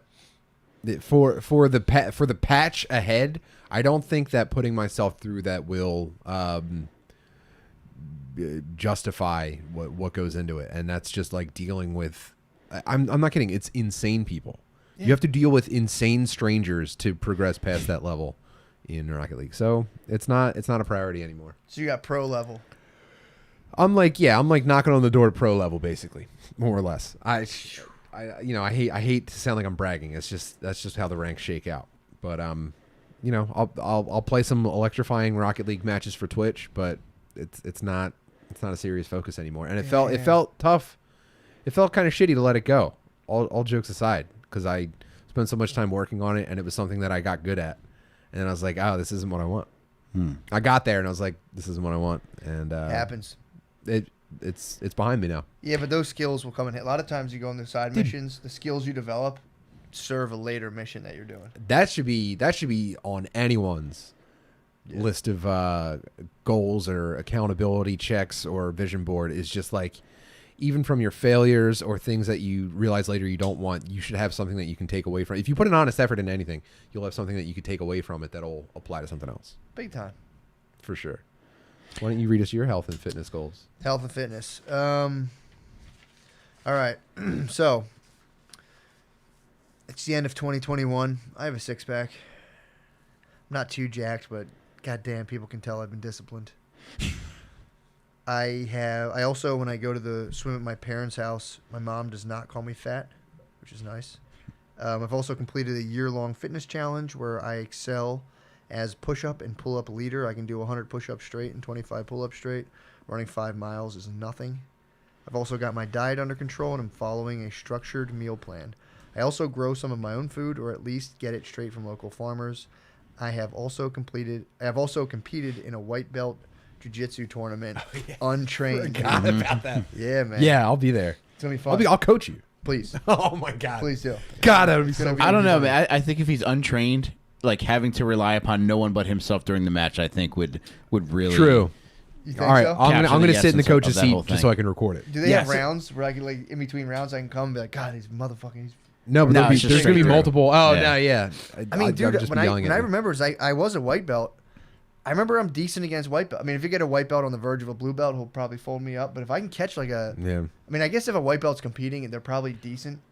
But I think I could throw myself in against a couple white belts. I could believe definitely in give you, them dude, what too. for. I think so definitely too. give 'em what for. I'll fucking be there. that mindset, I think, is what separates you from a lot of people who just take classes. Thinking that you can go in there and just fucking say, like, all right, I'm going to fucking go for it. Yeah. Like, that will oftentimes be enough to get you to the fucking podium. I just like doing open mat when they do like the drills or like then put your leg here. Then I'm just like it just loses every time. I'm like I don't fucking remember what you said. Let me just wrestle, dude. Yeah. All I can do is choke. I have one move. I think I might be able to do an arm bar, but I'm gonna try to choke people out. Dude, Just get behind them and fucking lock them Yeah. up, dude. that's one of the best feelings in the world for sure. Yeah. I mean, let me just take some. I know if I take somebody's back, I know how to choke them. So that's my strategy. Take the back. I'm trying to be in such a physical specimen that I just like turn people over, take their back, and fucking. But and then I'll compete after you with- do that, I think you're going to be hooked and you're going to come out to the gym with us. Probably. I think you're going to be in the after I compete, for sure. you're gonna Or be I'll in the just be a academy. Ronin. I'll just be a Ronin.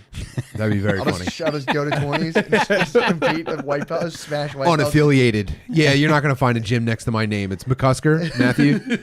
I'll have my wristband now, please. Yeah, Yeah. we start. I'm just gonna immediately. I'm gonna try to stay at my feet the whole time. Fucking. You wear them out. White belts will No, wear it'll be themselves it'll out. be fun, man. I'm looking forward to just testing my physical physical compete fitness there as regimen, well. just kind of putting it to the test to make sure it's not going to nothing. We've got some questions. We got some chatter in the chat about how the structure of the meeting is different. This is actually the first step. This is what the meeting actually looks like, is writing out these statements. And then Yeah. from there, that's when you could break it down into like bullet pointed lists. And it's, I'm going to leave it up to Romas to formalize the structure and lay it on the people, because we're just along for the ride with you guys. But, What you just said, Matt, a few minutes ago, I think is the perfect way to encapsulate what this is just because I fucking want to. Yeah. That's what all this shit is. It's like whatever the fucking shit that's in the deepest recesses of your mind that would bring you the most fucking joy, even if it's for a fucking moment. Like what Tim just mentioned, reaching the Rocket League status. If it was for a fucking morning that he could feel good, like, yeah, it's fucking worth it just to do it, just to feel that, because you can go through your entire fucking life not feeling a fucking thing and just going through the motions, or you could just put in the work to just fucking do things that'll make you happy just because you fucking want to. yeah. You're also flexing the muscle that is envisioning, planning, strategizing, acting, achieving, visioning. Yep. So otherwise, you really are just like waiting for a new show to come on, or like just Yes. bullshitting around, Dude. or just really, if you're not doing this, and again, I'm not trying to be a dick, but it's like you're typically probably complaining a lot, and it's like that's fine, but like you can alter. And this sounds like so fundamental, but it's like it almost seems like you can't alter your reality in a way that better suits you. I remember when I first started going to therapy and I got like all these insights and started to implement them and my life got better. I remember being like, like what the fuck? This is weird. And like things would go well and I would be like, I almost part of me wanted to just go back to like shitty stuff. Yep. Because it was like I knew it, I knew how to navigate it. It wasn't like all these other weird questions. Because really, what happens is these things on Earth, like more and more complex situations. Like, dude, if you're at work and you're like, this sucks, the boss doesn't know what he's doing, blah blah blah blah blah. It's They like, would dude, never put someone like me in charge, dude. I'm be too the- smart. Yeah, be the boss. You're gonna. It's just like, oh, here's a fucking whole other thing of problem. And your boss might be a dick, but it's like. There's a whole other world of problems of dealing with different personalities and shit you got to do that, like, dude, if you're not prepared, it's a different level of stress and you have to be able to, have some handle on yourself before you can do like stuff like that. So I think this stuff is it's really just executive level functioning. Yeah. Are you actually planning, visualizing, and following through with plans? The majority of people don't. Dude, the great thing about doing this and getting in the habit of doing this is that it becomes second nature. I don't know that I could ever wake up again and not feel as though and like lay in bed for like fucking 6 hours. That's what I'm saying. Because it's just like, okay, like I know that this is, if I'm gonna get to what's written on my paper here, like I gotta get up. Yeah. I just gotta get up and I gotta fucking do something towards that. And there's a million fucking things. There's so many different subcategories here that you're gonna find your days consumed, which is guiding yourself to places that you want to be. It's not always going to be comfortable. However, when you get in the habit of doing this shit, like the habits become more comfortable. So just know that it's going to feel super awkward at first. It feels a lot like working out. If you ever gotten in good shape, the first fucking 6 weeks or so of trying to get in good shape are fucking torture. But then after that, it becomes second nature, and then you start to view yourself differently. You start to act differently. The world around you changes, and there's a billion and one benefits to this shit. Yeah. Also, too, the vision thing is just to get you're really cooking up the vision so you can boil it down and get your action items. Because like the vision without That's yeah. Yes. I was trying to without phrase the it that action way. items, you're just It's still useless. spinning You're your just wheels. jerking yourself off. And that's the way I like to, because you can sit there and action item yourself into oblivion. I like to do it. I was doing this yesterday when I wrote it. I call it an action item kickoff, where it's like, all right, so here's all the things I want to do. I boil them all down, like for health and fitness thing. I'm following a meal plan, so there's an easy action item. I have to actually make a meal plan. Yep. That's a whole thing. That could be half a day in and of itself. The push-ups one, what is the kickoff action? Because once I make a meal plan, then there's following the meal plan, adjusting the meal plan. But you always need, like, for me, I just write my like 4 or 5 kickoff actions. Then I can always go, and from there that'll spawn my little weekly to-do lists. Yeah. Rather than trying to sit and like, and then I'll do that, and then I'll do that, and then it's like just do the first one. First action item, and that'll give you your next ones. Yeah. Or that'll be complete, and then you can think of new ones. But yeah, so it's like, in terms of like, I want to have I have to look into community gardening. There's all of these little things and tasks that pop up once you translate that into like little kickoff items. Also, the running, there's another, what like goes to other ones. I'm going to run with Spud and Butterly. Randy, you're obviously welcome to come. Do a little, sunrise run. So it's like, you get all these little things, like to-dos that come from basically like a dream, if that makes sense. Yeah. And there's like actual to-do list to, and you won't get a one-to-one match with your envisioned reality, but it will certainly be different. And, my short experience doing this kind of thing, so much better, dude. Like, dude, it almost translates to weird areas where like I would go home. I would even go to like my own like family parties and feel weird before. And once I started kind of like planning and executing shit, I walk into family parties just like, what's up, dudes? And it's like, I can't explain it otherwise. Of like being like, it just kind of helps you shed all of your weird, negative weirdness. Just in areas you wouldn't even fathom they would pour into. I think a big part of that is you recognize how little actually matters. Yes. And then, like, for instance, like I felt the same way with going to work. I always had this weird thing. I think the bulk of it emanated from just severe insecurity that I had at my job from not completing school, whereas 90% of the people that worked where I worked, had college degrees and were often, had 2 and 3 degrees. So I always felt self-conscious about that. But shit definitely was different in this past year because I realized those are creations in my head. Like, it didn't fucking matter. Nobody else thought that. Nobody else was like, he doesn't have his degree? Yeah. That's never anything that crossed anybody's fucking mind that I work with. And on top of that, too, it's just you realize, without being a dick about it, is most people don't matter. And I say don't matter in the sense that their actions shouldn't have any bearing on how I conduct myself. Yeah. And what does matter is the shit that I want to implement in my own life. And through doing that, I'm tuning so much of the unnecessary shit out in places where I am, like work or even like in fucking traffic where, you'll just be sitting in traffic and, your mind will just wander to dumb shit and it'll consume you to the point where you're feeling stressed out over things that aren't actually happening. But I think when you have all this shit in line, your actions will be in accordance with these goals, but also more importantly, your mindset and your singular instances of thought will be more in line to what it is that you've been putting in your brain. Yeah, and you can just chill. Like I used to never chill. I would like kind of half-ass work on like a bunch of unconnected and unrelated projects while kind of half fucking off. My days would start with me playing like Clash of Clans until my phone died, and then I'd be like, fuck, and like kind of like I would like hurriedly do a thing and be like, I don't want to do that, and jump to another thing. I just wouldn't get anything done, and then like it'd be like nighttime, and now I can't relax because I kind of fucked off all day. So then I'd be like, oh, I didn't get anything done. Now it's like I know exactly what I need to do. I get it done, and then I can just shut myself off in that mode and just chill and be like present for the other parts of life rather than being kind of like, you know, scattered all the time and trying to like, when I'm working, I want to do family stuff. When I'm doing family stuff, like I need to be working. Now it's like I have like clear delineated periods of like, I'm doing this now.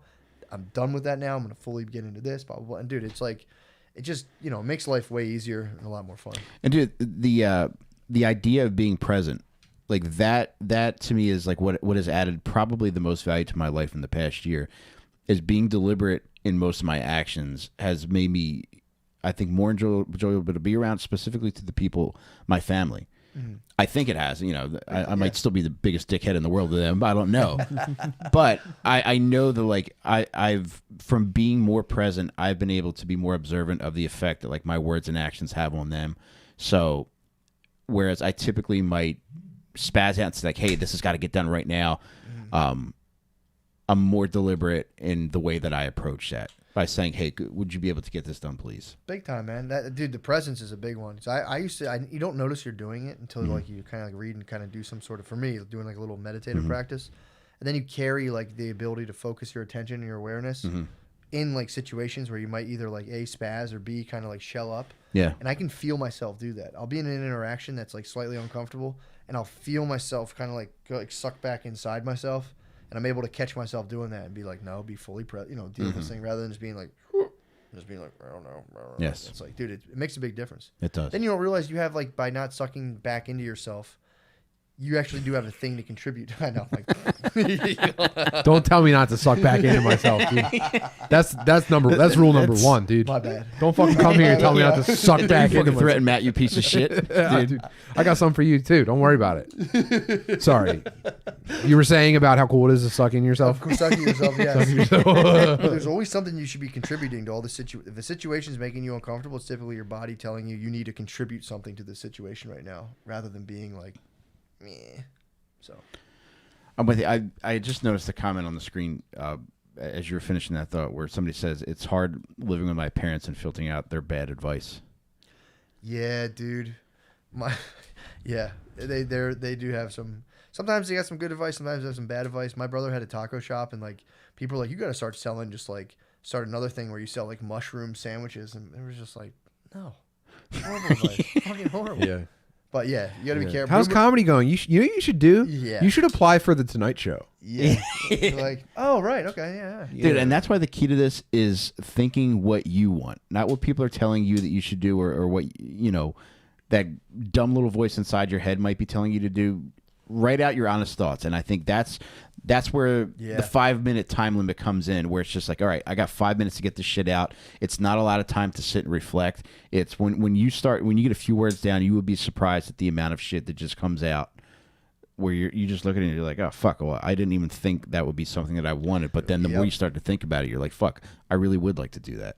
Hell yeah, dude. Set the timer. I mean, 10 minutes seems long. But yeah, 5 to 10 minutes. I mean, I used to think it seemed long until I did this the first time, and it was like 10 minutes. When you sit there and start thinking about what you want, it flies by in like 2 seconds. So yeah, it's like I think that's the most integral part, and also watching out for like the shoulds creeping in. Like, yeah, but you should do this, should do, like, you know, just let that stuff pass, and you know it's right because you get a feeling. You know, when you think of the thing that really, you know, you really like, your body is like ding ding yes, and you're like, you kind of know it's true. So. And guys, if you're apprehensive about doing this shit and you just want to bounce this off of somebody who you know won't give you shit for any kind of shit that's on your mind that you might want to achieve, like, hit us up in the Patreon messages. Tim and I will always get back to you. We'll always be supportive, and you know, I think it's a really good way to start. If you have any apprehension in doing this, we'll be supportive, and I promise you, if it's something that's important enough to put in an email to say I really want to do this, then it's something you should take action on. There's this really funny thing that happens like the first time you open yourself up to like maybe achieving more for yourself or like pursuing something that you've been putting off because it would be embarrassing to start. But when you tell someone you want to do it and they have any response that isn't like, are you sure? Like if you tell someone you want to do something that you've never spoken out loud before, you're like, I'm this year I'm going to get so good at rock climbing that I travel for it. The second that someone's like, that would be pretty cool, you're like, what? Shut up, dude. What do you mean? What? Nah, dude. Like it's crazy. It feels so bad. And for some people, this is their nature. Some people just live this way. Some people were raised this way. Not the podcast for you. Sorry, dude. If you're already a winner, nah, dude. If you're a reformed loser, that's what we're talking about. Or if, dude, self-made. You're getting good, man. We're all about self-actualization. I think that's what we're about. I'm not yes. sure. All right, you're right. Tight. Yeah, man. But yeah, man. Just fucking, even if you're just by yourself and just say something crazy that you want to, not crazy, just say something that you want to do that isn't, your fucking 9-to-5 job, or maybe you like your 9-to-5 job. Maybe that's a bad example. Maybe it's a fucking hobby that you think you don't have time for or you can't afford. Okay, what do you do to afford the hobby that you want to do then? Make the changes necessary. But once you like take the first step, you're like, oh, dude, okay, it's exactly as gay as I thought it was going to be, and I'm acclimated. You know what I mean? Just fucking treat all this gay shit like you're a carnival goldfish and you're still in your plastic bag, and you're gonna get dumped in the bowl at some point, but yeah, you'll recognize the temperature. It'll be familiar already. And I think another important thing to keep in mind too is nothing matters, and we're all going to be fucking dead soon. Yeah. So do whatever the fuck you want to do for however long that you're fucking here. Yeah, it's a big one, man. That's why I have my little skull. I have my skull right above my thing. I look at it every night. I Memento mori, dude. Yeah, I look at it and I just go like, dude, I'm going to be dead. Like, if I'm going to really sit there and be like, well, I don't, that would be weird. It's like, dude, I'm going full fucking balls to the wall as hard as I possibly can. I want to be in hospice care watching videos of Tim and I talking about sucking our own dicks. Big time. I don't want that stone to be left unturned. True. Yeah. True. I want the lemon party to happen while I still have some black hair. I don't want to be fully gray when I'm having my first lemon party. I want the lemon party to happen while I still got some juice. Yeah, that's the that really is. That's the and I mean, dude, that's been like a thing people have written about forever. Like, you have your internal wants, needs, your temperament, and your things that just kind of for some reason. I mean, dude, did you watch the movie Soul yet? Oh, I loved it. Oh man, it was awesome. I almost cried. Well, I kind of did at one point, but I mean, I think that movie was perfect, man. There's like there's little things that like kind of like pep you up and make you feel good, but they're just the things that pep you up and make you feel good. Really, the idea is to kind of garner a sense of appreciation for just being alive. Yes, and it's like doing the things that kind of pep up your your internal states obviously help. Soul was an extremely mushrooms movie. Oh man, you ever watch something and you're like, yes. This was an idea Avatar. from mushrooms. Yeah. Avatar, yes, big time.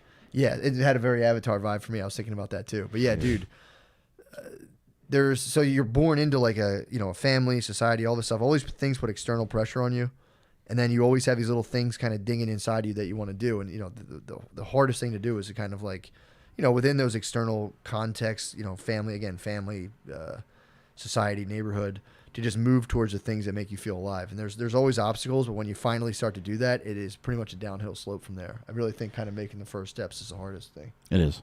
So, yeah. all right. Keep moving to the next category. So after health, set a timer.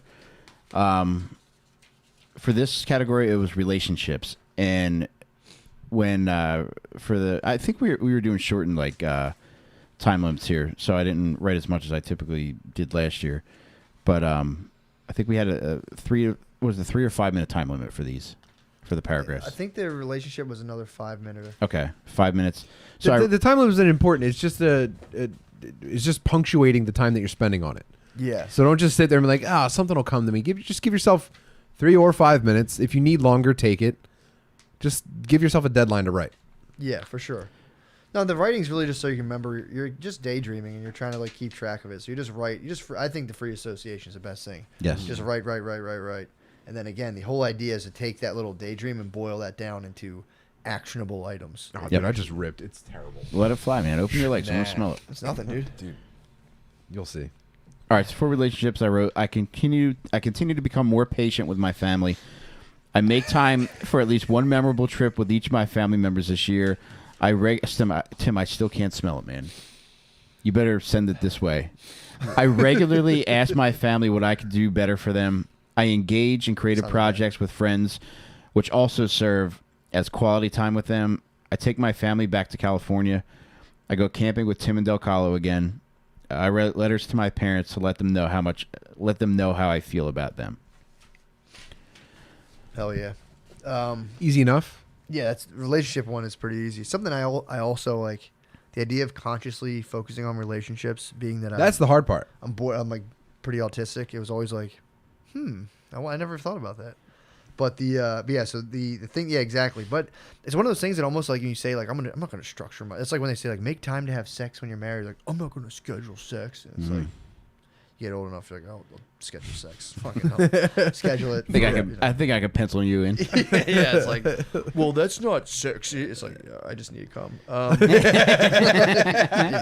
Come-seeking robot. Sex. I will schedule sex. Need input. If I know I'm having sex like 6 months from now, I'm still like, sweet. Yes. Sweet. It's in the books.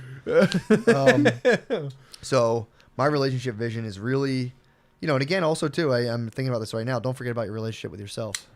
So I'm providing a source of peace and calm for myself and then my family. Also, me and Brittany have done some form of date night once a month. We did that last night just by watching fucking Soul on TV. Sweet. We couldn't do anything else. Beautiful. So I've hosted friends and family 3 times at least, or quarterly, and I've also taken all my friends and family members out to dinner at least once. Also gone on. Oh, it's gonna be fun. I'm excited. I've also gone on 2 trips. One to California, and then just another random one with my family. And what was the... Oh, there was another thing, too. And this, shout out Brittany. She set up a email account for Maya, so we can start writing her emails now that she'll give her, like, when she's, like, 18. Oh, that's sweet. So she'll have, like, a trove of emails we can kind of write stuff. Yeah. Like, about, like, things she's doing, like, what she's saying in words, blah, blah, blah. So that's really sweet. Start trying to write one of those emails a week. Mm-hmm. Yeah. That's awesome. Yeah, I have a feeling I'm going to write like a 12-page thing. That's why I'm kind of like, I'll do it later. So I'll be like, yeah. So and you're so precious. I love you so much. Just leaving to come here. I had to like leave her with the babysitter. I'm the whole way here. I'm like, am I a piece of shit for like leaving her with the babysitter? And I'm like, no, I'm pretty sure I'm supposed to leave her with the babysitter. Dude, it's crazy. So I have a similar thing.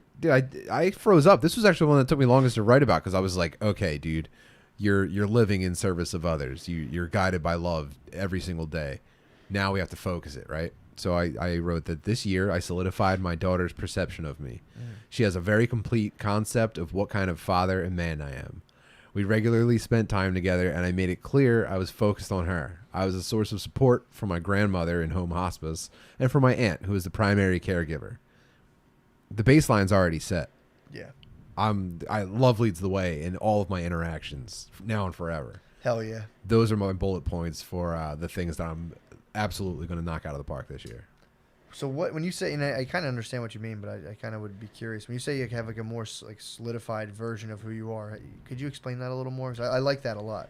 What I'm talking about, my daughter having a clear idea of who I am. Yeah, yes, I mean. So my daughter she's turning 13 in 4 days. Yeah. And she's at the point where necessarily she has to start thinking like, my parents don't know shit, dude. I'm fucking like her brain is like breaking free.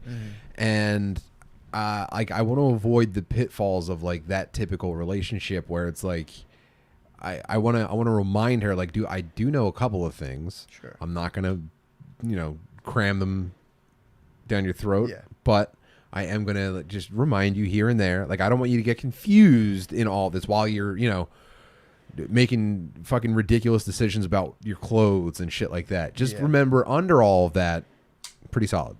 Gotcha.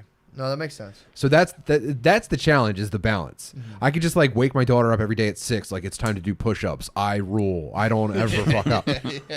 But what I've done so far is I've been like very open and honest with my kids, maybe to a fault, maybe to the point where like they might not take me seriously enough, but at the same time we're so close that like I could like pull them aside and be like, yo, listen, here's what's real. if I need them to like stop fucking up in a certain way, I could be like, listen, you're fucking up right now. So that we have the open path. It's just this year this seems like a pivotal year coming up. It feels like I'm already in it. Yeah, no, that makes sense. I think the openness is key in terms, otherwise then it becomes like this weird hidden game of like, dude, I just avoided my parents altogether, like from 8th grade onward. Well, no, don't worry about it. It's like, what's her punk phase look like when her dad's fucking punk as shit? She's gonna be like, yeah, I'm really into organized religion. Typically they'll rebel in the opposite direction. So exactly. That's a sick move, dude. So I'm just gonna give her room without like, but also I might try to incept her and like corral her into, maybe focusing on how like power structures or where we need to place our distrust and not in dad. True that. Complicated. It's tricky. No, dude. That's gonna be the hardest bullet point I make this year. Yeah, that seems to be a tough thing to do. Try to corral. Just like a 13-year-old. Yeah, we know what it all boils down to is like, please stop looking at gay shit on TikTok. Please. All right, so we got a couple more before we finish up here. The next category is called Art of Life. This is all the fun shit you want to do this year. So, what I wrote in my paragraph was, camping with Tim and Del Calo. I visit a random city on a whim. I travel to old murder scenes with friends. I go on paintball trips with my buddies. I go to a live UFC event. I see Deftones and Gojira numerous times this summer. I visit the desert to chill for a few days. I rent out a theater to show awful movies. I see sunrises and sunsets from Griffith Observatory, and I visit ballparks with my son. Nice. Any ballparks in particular? Mostly the older ones, like Fenway Park, Wrigley Field. Do they all stink like piss, or was that just the vet? Primarily the vet. Yeah. Yeah. I've never been to a stadium out of town, I don't think. It depends where you go and depends upon what the sport is. I think with football, most cities are the same. Most people are fucking dickheads if you're wearing an opposing team's jersey. But baseball, yeah, I think the stadiums in baseball, the newer they are, the more of a, for better and worse, a more upscale feel. You miss it. You miss the piss. I do. I really, Vet Stadium being destroyed really took a lot out of me and how much I enjoyed sports. So whenever that happened, I think it was like maybe like 2002 or something like that. Yeah, when that happened. That was like, Phillies 9/11. It really was. Yeah. That was piss 9/11, dude. Yeah, so the worse the stadium is, the better. I went to Dodger Stadium, which is a nice mix of them making improvements and it looking like it did when I fell in love with the sport. And that's a big part of like why I want to visit these places. That'd be fun. That'd be awesome. Yeah. Yeah, I think just doing any kind of conscious activity with your kids, I think, is pretty cool. Yeah. Other than like going to church every Sunday, just doling out chores. Dude, I still know very little about my parents. I just don't know what they like, what they're into, other than a few random like little facts. But there's never a thing of like, how a lot of dads have like fucking golf and shit like that. Like, I don't know. I have a theory that no one actually likes golf. It's just like, it's a fair point. Yeah, we came at golfers once and low cal activity. The golfers they teed off on you. They teed off on us. Shut up! I forget what we said about golf, and people were like, "Fuck you guys, you golf rules." I think that's a solid theory. I think I would agree with that. I think it's like pressured into it for like business purposes. It's the sport that's closest to just like sitting on a recliner and drinking beer. So like, yeah, you can do golf, but I don't know if anyone like loves it. Like you I don't know. Just hang out with your boys. I'd rather honestly, I'd rather get in a room with my boys and we all try to suck our own meat and drink beer. True. We just drive golf carts. Just drive golf carts, yeah. The sport itself is just like, I mean, first of all, it should be just based on who can hit the ball the hardest. Yeah. Not even like how far the ball goes, but who hits it the hardest. And it's like, all right, dude, you hit it. Measure the impact at the point. You hit it hard as fuck, dude. You win. I think that's how it should be. Yeah, my dad's a golf guy. Is he? Yeah. Yeah, my dad wasn't. I don't know. I there's this weird like vision of it being like rich people stuff. My dad's been dirt poor his entire life, and he's like, yeah, I got to get on the course, get a tee time. It's like, what the fuck? Where did you pick up golf from? I think he started a business in like the 80s and 90s, and I think he, like as part of starting a business, someone was like, listen, you got to start golfing. Could and he be. just never stopped. It's also too. It's a way to get like it's an activity that like just by its nature requires Guaranteed no like women. 6 hours. Yeah. Yeah. 6 hours, no 6 women. hour no. I mean, my dad's big into fishing, and that's kind of a similar. It's like I'm going fishing. It's like, well, this entails 12 hours Yeah. of just getting up at 4 a.m, leaving. I think after a while you start to kind of enjoy those. Like, As you're saying that, long like I could play a golf departures. video game for 6 hours without taking a break. Yeah, it's like I think a lot of it's just get like a long departure. My dad made it very clear that he wanted to spend as little time in the house as possible. He was shameless about it. He's like, so I get up every morning at 7 o'clock, get the hell out of here, dude. Yeah. It's like, fuck yeah, dude. Fucking rules. That's the right idea. That's classic dad shit. Yeah. What do you guys got for your art of life? All right. And so like I was saying at the beginning of this, I burn out pretty bad at the end of the year. So art of life, actually, I titled the section in all caps. This is my lifesaver. This year, I revolutionized relaxation and enjoyment. I had fun without purpose. I pinpointed the number of hours in a given day I should be productive, balancing effectiveness with avoiding burnout, and structured my life around not violating that limit. I also made tight synth music and 3D models after spending time in my favorite hobby, which is online classes and YouTube tutorials. Awesome. Hell yeah. You saying that the other day led me down a synth rabbit hole. Yeah? Yeah. What did you get into? This one YouTube, I'll show it to you when we're done, but this one compilation Eiffel on 65? YouTube. No, it wasn't Eiffel 65, but it was very fucking cool. Well, I'm Blue actually rules, so. Oh, there was synth stuff. You ever see It Follows? Yeah. Oh, I love the soundtrack to that. I didn't like that movie though. Yeah, me either. Nice. Right. Yeah, Good someone call. sent me a synth song on Patreon. It was like Orange something, or I forget what it was called, but it fucking ruled. I'll give it to him. I got into it. Yeah, that's there's a couple of songs you could put into like the YouTube algorithm it'll carry you for a while. Oh yeah. Yeah, that's okay. That's my entire thing. Yeah.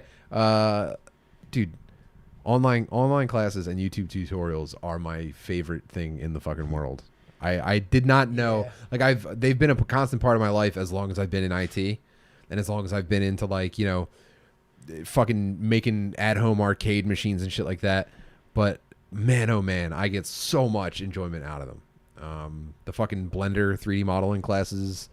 I got like a little fucking $100 MIDI controller and just looked up. I found like some fucking EDM dude did a master class on music production, and I'm just like, hell yeah. I that's genuinely don't care about creative output in any way in this regard, aside from just like, oh dude, following instructions and having like a thing. It's like it's Legos. It's different. It's digital Legos for me. That's fun, man. Feels good. That's something I always wanted to do, was like just make beats and stuff. Mm. Dude, first of all, does anyone notice this thing has like a little skull Yeah. crusher? Oh on it? yeah. Oh my god. Oh, dude. yeah, I was trying not to laugh because the idea of like whenever people have just like weapons they'll never use. Oh yeah. Like, yeah, dude. I mean, if someone came in here, I could just fucking poke a hole right in his skull with this part. We had a As if I podcast don't burglar. stab him right Yeah. in the eye. That's 1138 stainless, so I'm basically getting through any amount of bone. Like if I stabbed him and his friend came, I could just pop him right in the head. It's just like sitting in someone's pocket for 40 years. I also This thing's fucking sick. clip all my fingernails into a point so that I can scratch really hard. So for art of life, and again, it's funny too when you kind of let your brain go to see where it heads to. I didn't put much thought into this and just kind of let stuff come out. The big one was spending, I said 2 hours in nature per month, but really just kind of getting out and kind of going in the. I fucking spent so much of my time in my childhood in the woods. Like I just long to be in the. Like if I get into the woods, I'm just like instantly relaxed. I'm like, oh, How much porn have you found in the woods? decent amount. I found porn in the woods when I was in kindergarten. Yeah, Too dude. early. Yeah, some would say. Bush. It was just like a rained on picture where I could like see a bush. And I was like, fuck yeah. I was little, dude. Like I had my older cousins there who were like, look at that. And I was like, so yeah, I found porn multiple times in the woods, to be fair. So and then we eventually stashed it there ourselves. Yeah. That's how Circle other of people life. come to it. Yeah, it's Yeah. like yeah, exactly. Which is kind of nice. It's like planting a tree. It's like just leaving.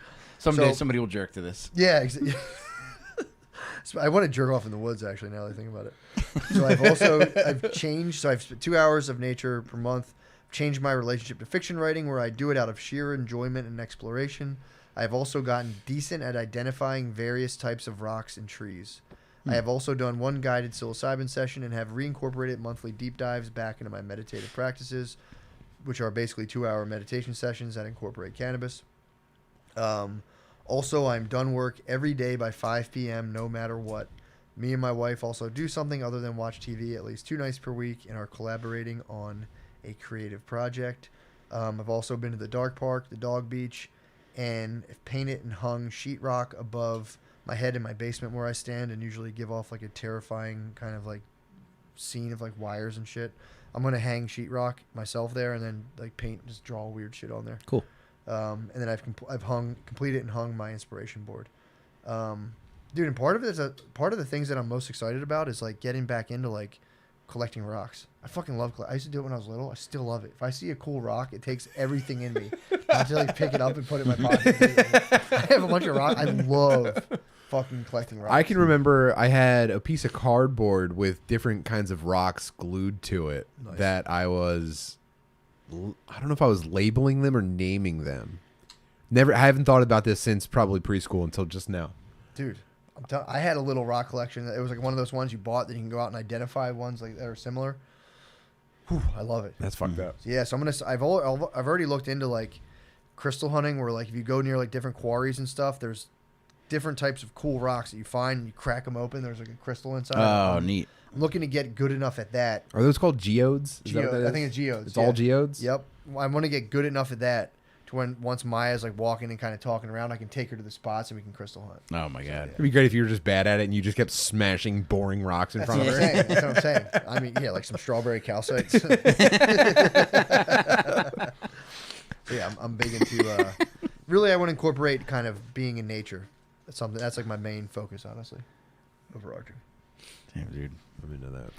What did you mean by guided psilocybin session? Would you be the guide, or would you have? I want someone to guide. I want to go to Whoa. a place where there's someone who like is trying to do that professionally. Yeah. See how that is, honestly. I'm going with you. I found something. I found yeah. Where? There's I think there's a thing called tripsitters.org. I'll look it up. I'll find exactly what it is. But dude, first of all, I went to one place. I talked to them. You know, I was like, hopefully it's not too expensive. Dude, they were coming in at like 3 G's. And I was like, get fuck yourselves. Like, yeah, I'm like, nah, bro. I'm like, I'm not doing that. So then we looked around. 'Cause I wanted to get it for, someone for a gift for Christmas. And, I was like, yeah, whatever. And they called them up and they called me back being like, dude, it's 3 G's. And he's like, fuck that. I'm like, yeah, fuck that. Then we found another place. It's $500. Still pretty expensive. Where at? It's just How this far? person. So it's this organization that'll link you with various people. Ooh, I like that. Yeah. So you can like meet them, see if you kind of gel. And they kind of just like set up a cool space for you. Yeah. And then they just kind of chill. So like if anything starts to get rocky, or if you just kind of want to like chat stuff out. Yeah. You can do either one. But yeah, I kind of want to try to structure. That's just something I had for myself. I want to really structure psychedelic use in a way that's like very right. I do it kind of in a way that's very like intentional, and in a way that I can also like get the maximum out of it. Because I've eaten large amounts of mushrooms before and just thrown myself back into like my own bullshit life and was like, and it's like I'm trying to like set it up properly. Yeah. So yeah, I got DMT coming from a couple of different sources soon. nice. I'm sorted out on mushrooms for a while, dude. The microdoses. Microdose is big. I'm gonna get back onto it. That's the other thing too. I'm doing part of my workouts are 2 days of working out on, 1 day off, and I'm looking to incorporate on my rest day either the microdose or just like just like either not even if just a deep dive, but like incorporate weed and like meditating into my rest days are going to be like not just rest days, but like heavy meditative days. Active recovery. Yeah, exactly. Yeah. So and it's just 2 days on, 1 day off, 2 days on, 1 day off. So it sounds so simple. Yeah. All right, y'all. We got 2 more categories left. We got one more, don't we? We have craft and career, then charity. Oh shit. So for craft and career, my goals are as follows. I finished my book. With Matt and Tim. I learned graphic design to be able to implement all the creative ideas that I have myself. I answer all listener emails within a few days of them coming in. I do more sobriety research so that I'm not just speaking from experience. And I finished my degree. Nice. You're gonna get into some YouTube tutorials. I think I will. Yeah. Dude. Have you done many before? I have not. The most you're gonna recent love one it. I did was on making your own coffee mugs. It's pretty Okay. cool. That's fucking. It was fun. it was like some teenage kid that was just like, yeah, don't fucking buy them from like whatever the fucking things are, where it's you gotta spend like $20 a mug. She's like, this is how you do it. What? And it was like a couple dollars worth of materials. Yeah. Dude. Yeah. 2022. I'm gonna get into. I've been wanting to get into pottery for a long time. Yeah. Like making my own plates, making my mugs. Yeah. That'd be sick.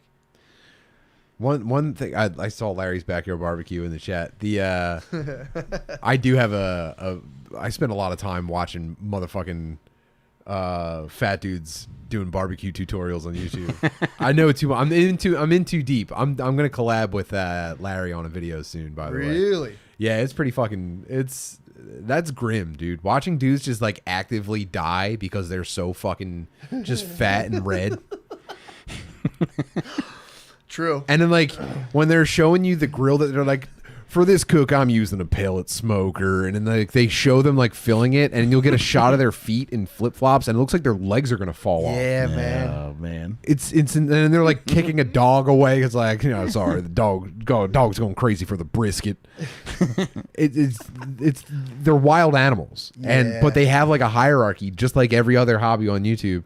There's also like a Korean dude named like Harry Sue or something like that, who's basically the king of barbecue. Really? Oh. Yeah, Koreans are nasty at barbecue, dude. Harry Sue is the top of the mountain and you could tell everyone is like cool with him, but maybe I'm imagining this for my own entertainment, but I think there are a lot of these like Southern accent dudes are like, and of course you got Harry Sue. Like there's a little bit of like Tiger Woods mother- barbecue, dude. He's pretty damn good. No denying he can cut a brisket, but Currently God seeing a damn. therapist for my thoughts and feelings over there, Sue. I'm very conflicted about it. That ain't gonna fly in competition. There ain't no two ways about it. Yeah, dude, barbecue rules for sure. But yeah, it's one of those things I eat. It's like smoking cigarettes of food. I like taste it for 4 days, and I'm like, Yeah. Oh, I love that. it's so good though. It's Yeah. delicious. Yeah.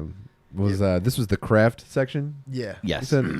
So this year I combined the cumulative effects of every stated goal and accompanying personal change to prototype this sick video game idea I have, where you have 5-player teams trying to control a giant complicated mech against other teams. I learned the necessary skills to design assets for the pitch and mocked up a simple gameplay sample in Unity. It generated enough interest to be able to at least pitch it to an investor group, or was sought out by an established developer. Dude, this is it.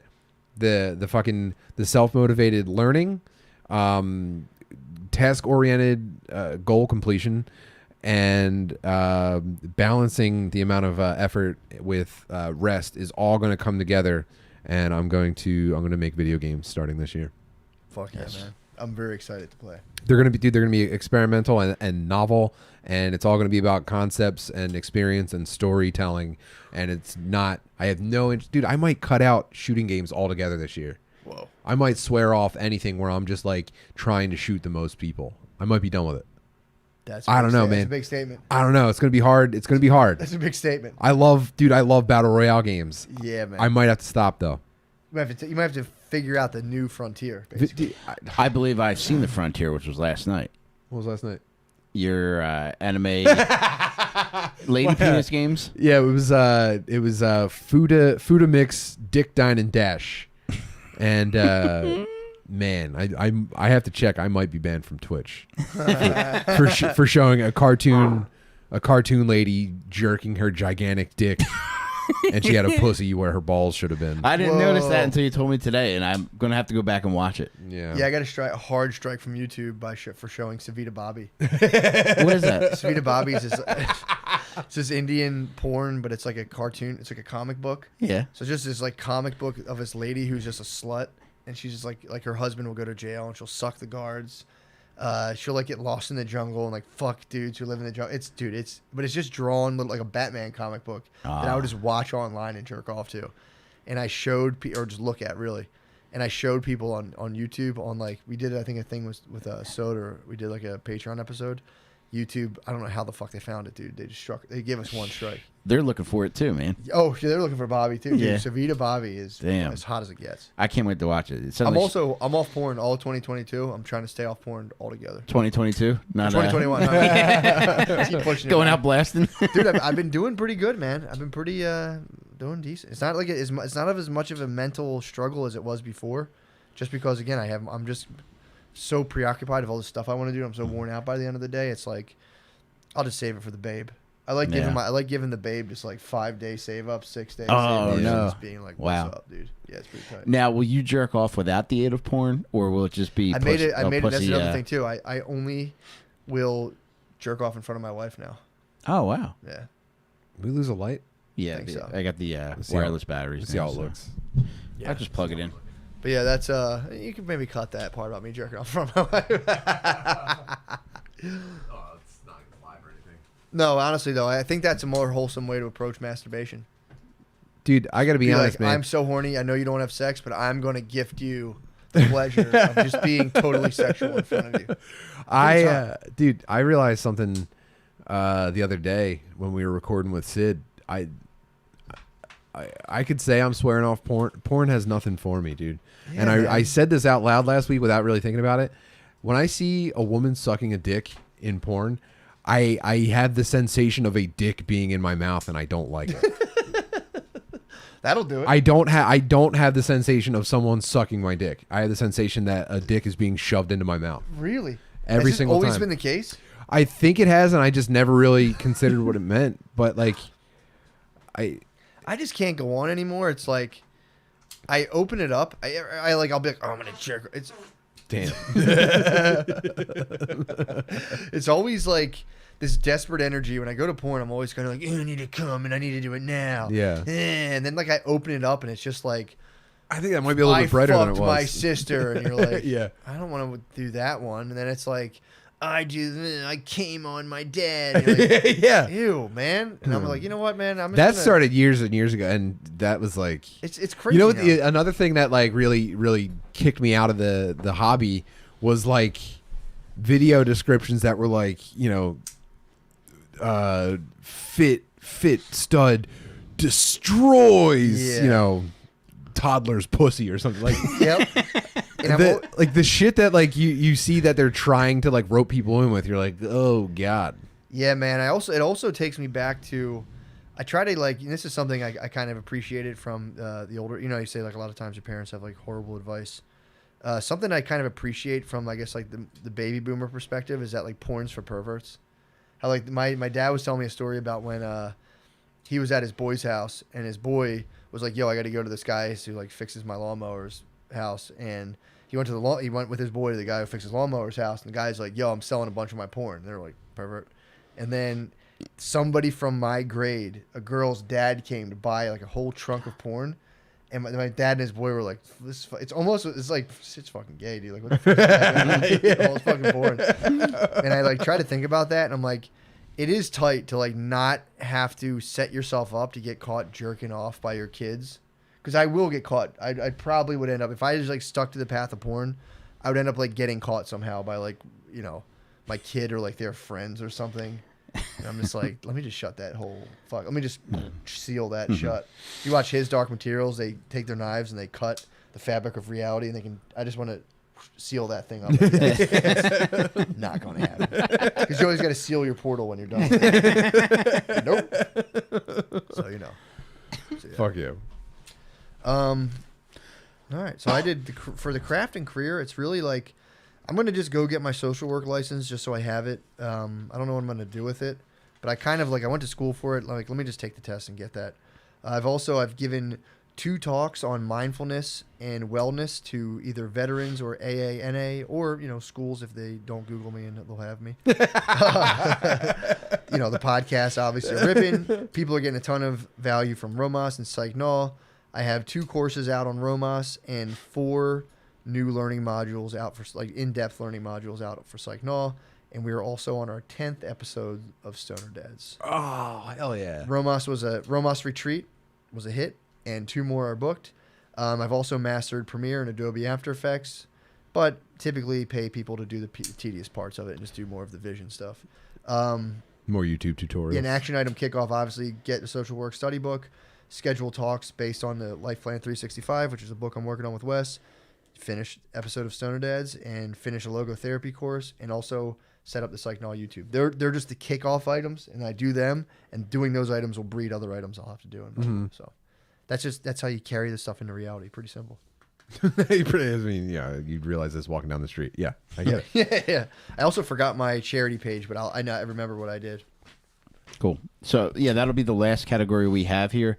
So, for charity, I wrote, I take time to check back with listeners who reach out with heavy issues. I feel like I do that already, but I want to be more mindful of that moving forward. I surprise someone with a $500 gift. I donate $100 a month to worthy causes. And I help provide necessities to people who want to reinvent themselves. Nice. So I feel like that's a big one. And the one thing that comes to mind before I wrote that down was that one of the things that hung me up for the longest time, which just fucking crushed my spirit, was not having a car.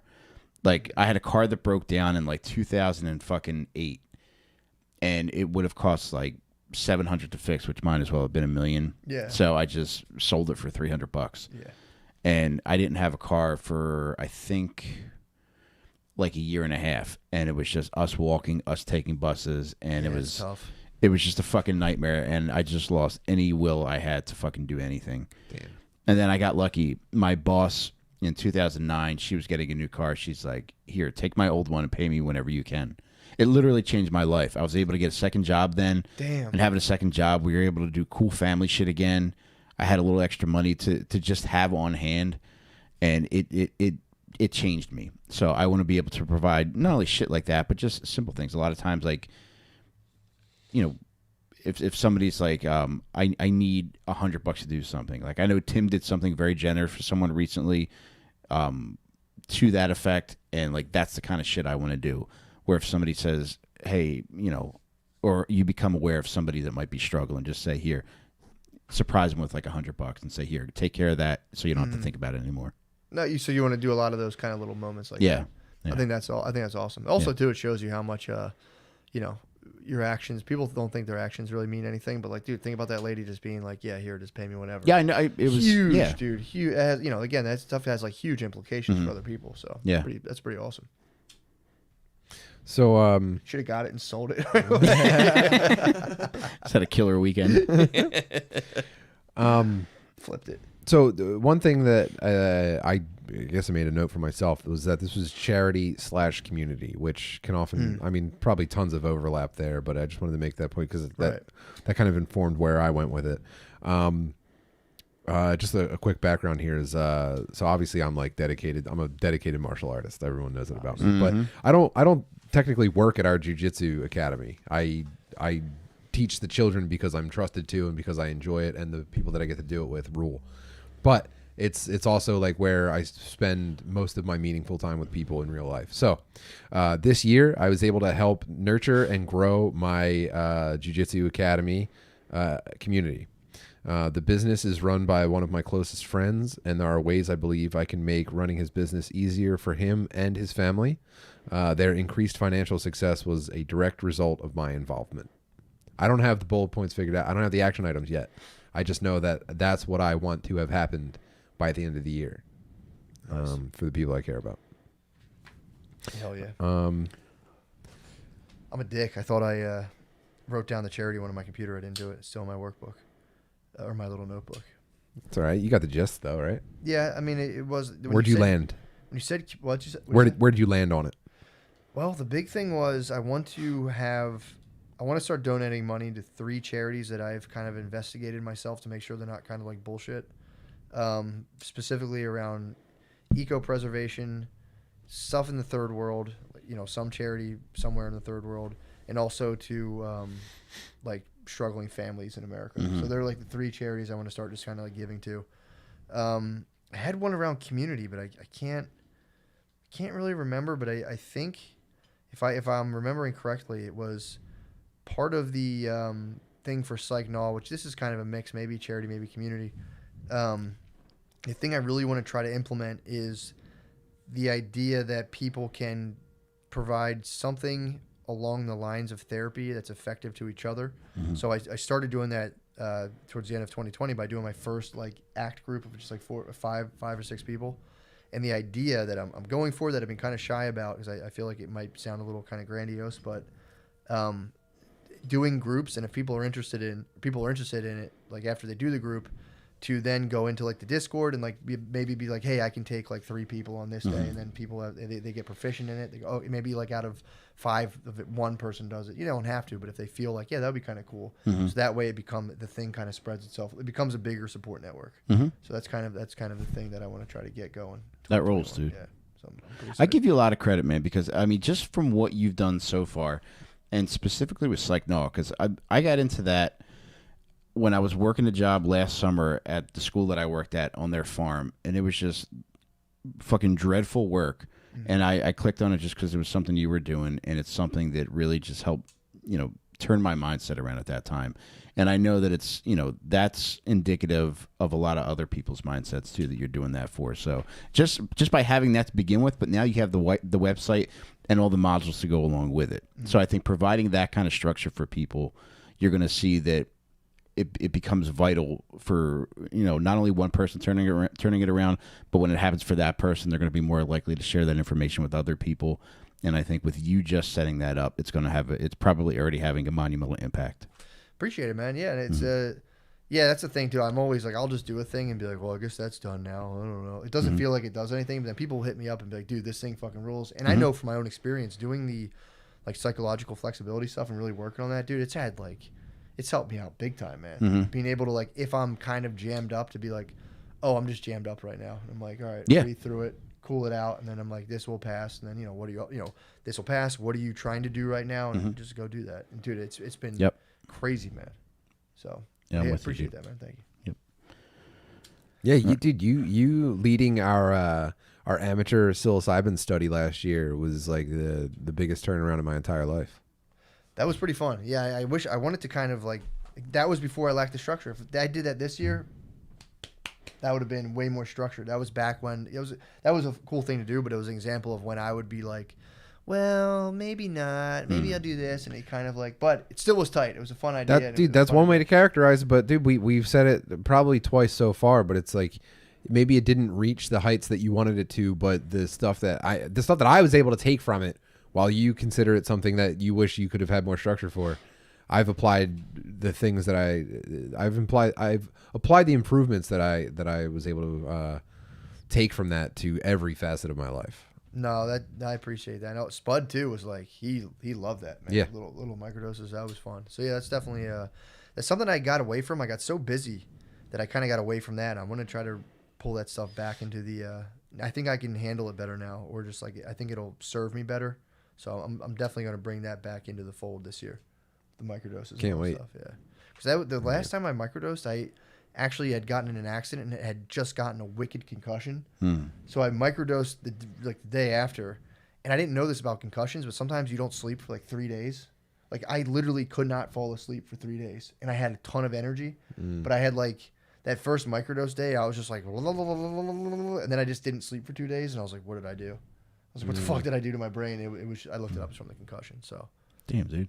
Yeah, I think I did a couple times after that, but that gave me like the heebie-jeebies almost. Where it wasn't like I wasn't like, oh, I don't want to do it, but I was just kind of like, it was actually really cool. I stayed up for like 3 days. I remember I have like books that I was like underlining shit in. I was like, still got to go back. There's a book specifically I had like a whole revelation about.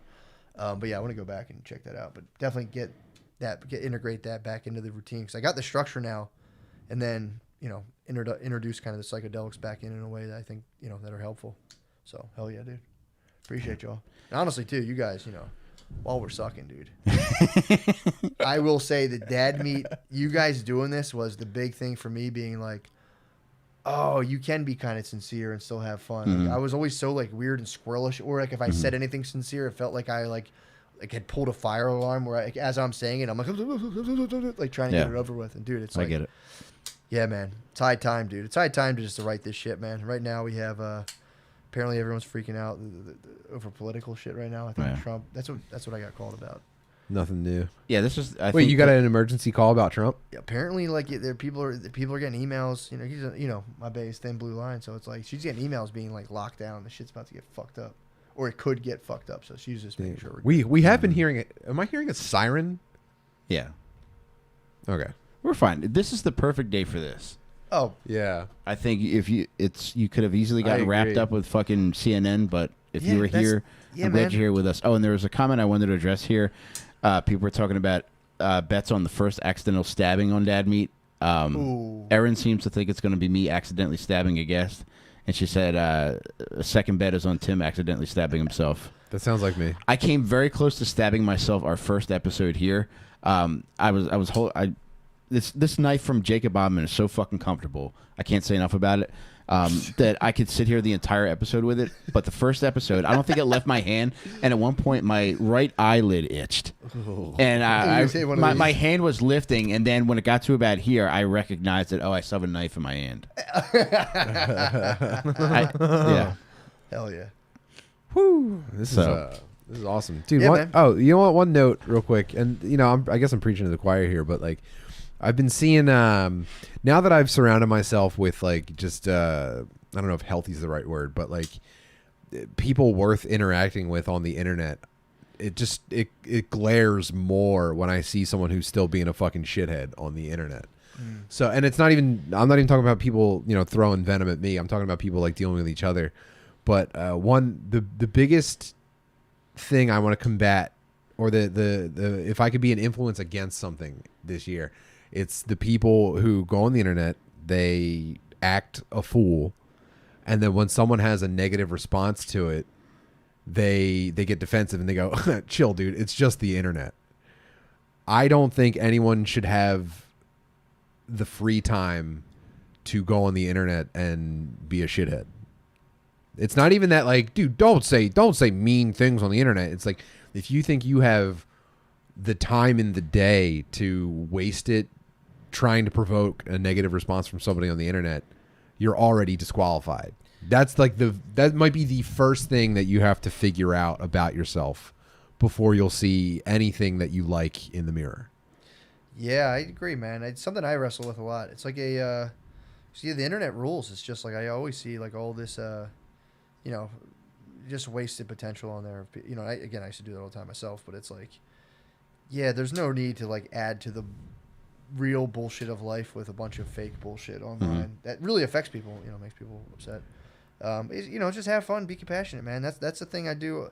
I've gotten a lot better at when I see just negative shit of just being like, you can either take it personally or just be like, dude, this person's obviously kind of jacked up right now. There's just no. But those are the people I feel for. That's what I'm saying. You feel bad. I feel bad about people that get their feelings hurt on the internet, I guess, but kind of. But it's also up to you to keep your guard up. But I truly feel sorry for the people who are just like spending their entire days on Reddit, just fucking filling up their time with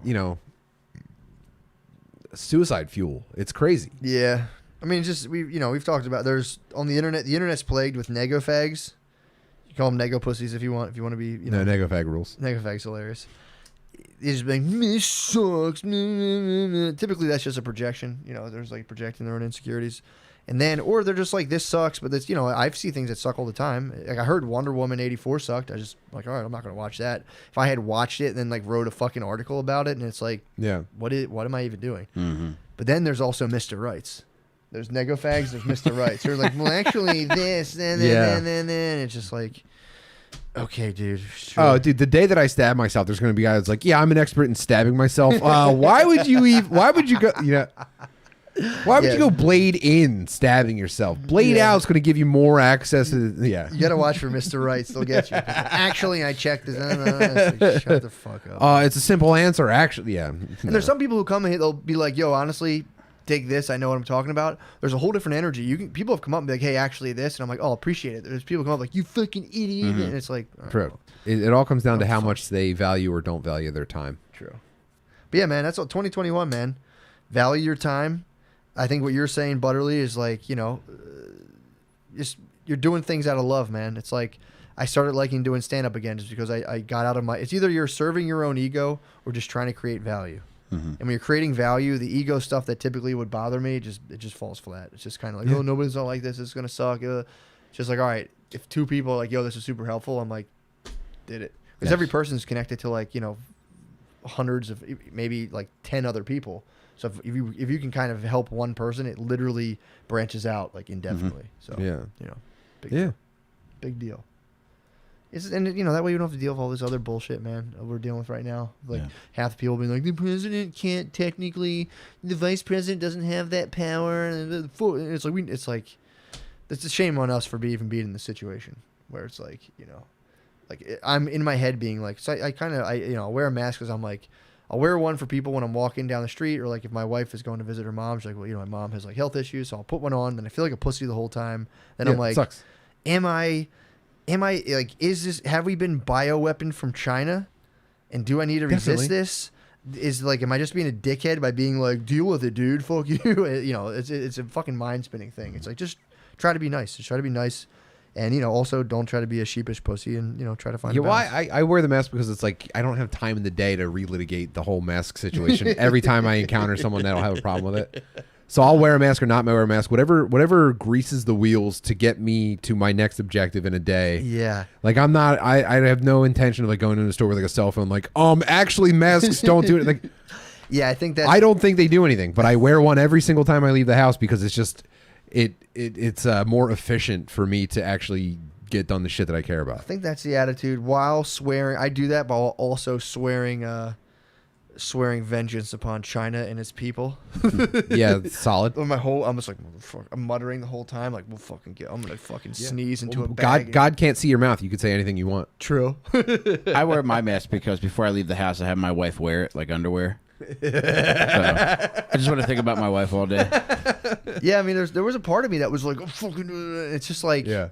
Then you see some old lady who's like watched enough news to where she thinks she's going to die. So there's like a dilemma, like, do I put it on or do I just like make this older lady feel like by doing that you're giving into the and it's just like, all right. Well, that's the other thing too. For all these people who are trying to battle the fucking you know, like the let's say Bilderberg group, like that's totally legitimate mission, but you need to kind of be firing on all cylinders in order to battle the global elites. Like you can't do that from sitting in your ass and being like, this sucks. It's like, well, if you want to truly battle the global that's elites, so funny. If that's the one together. area of life that you are laser focused on, like your health is failing, your relationships are in the fucking toilet, but the one thing that you have it together on is like international policy and like exactly. There was dudes when all the like the Ring of Power and all those fucking things came out, obviously got sucked up into them.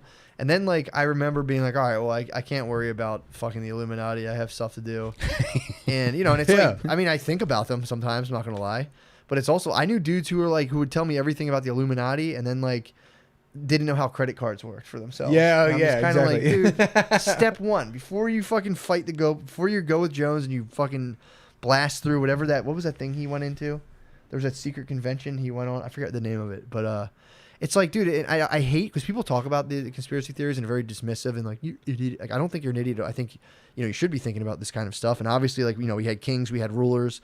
If you go through history, there's been periods where people who aren't rich start to come up, and as a group, like collectively. And I think it happened in the 70s, where like 70s or 60s, when like there was the amount of money held wasn't as crazily. Distributed.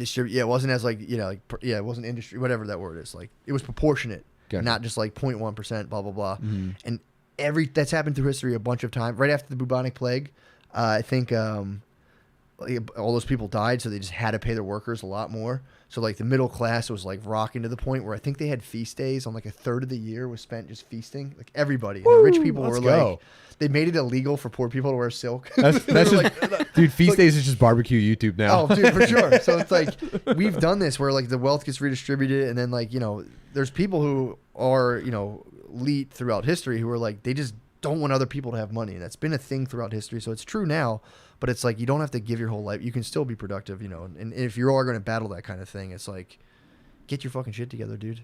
Like, you know, I'm out here by myself, dude, taking down the Illuminati, dude. Oh, dude, I would love to be in a position to fight it. That's my goal. Maybe I ascend to the point where I'm like, I've achieved everything I have wanted in my entire life. It's time to battle. Let's say 2021.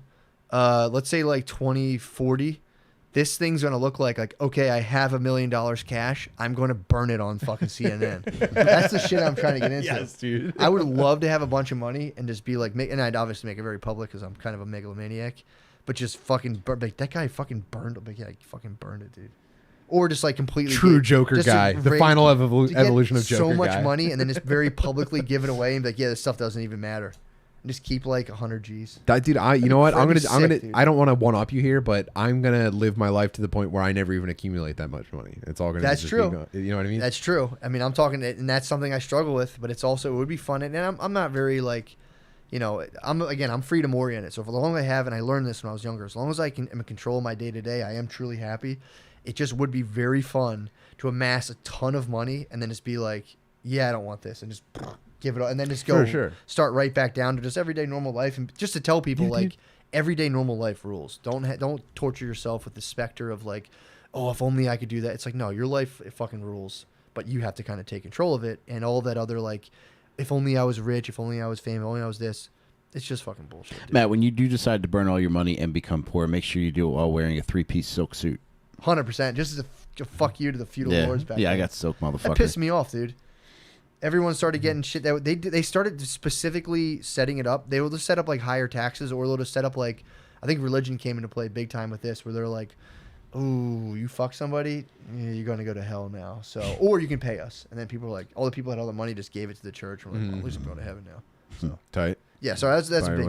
I don't want to get on a big rant about that, but again, no, this dude, is the year. look, as grand as I talk about my goals and shit, and I don't know if I self-aggrandize actually, but if I do, it's all leading toward me just having the time and freedom to just work on old Japanese motorcycles every single day. Yeah, man. That's where I end up when I'm like the final version of success in my own mind.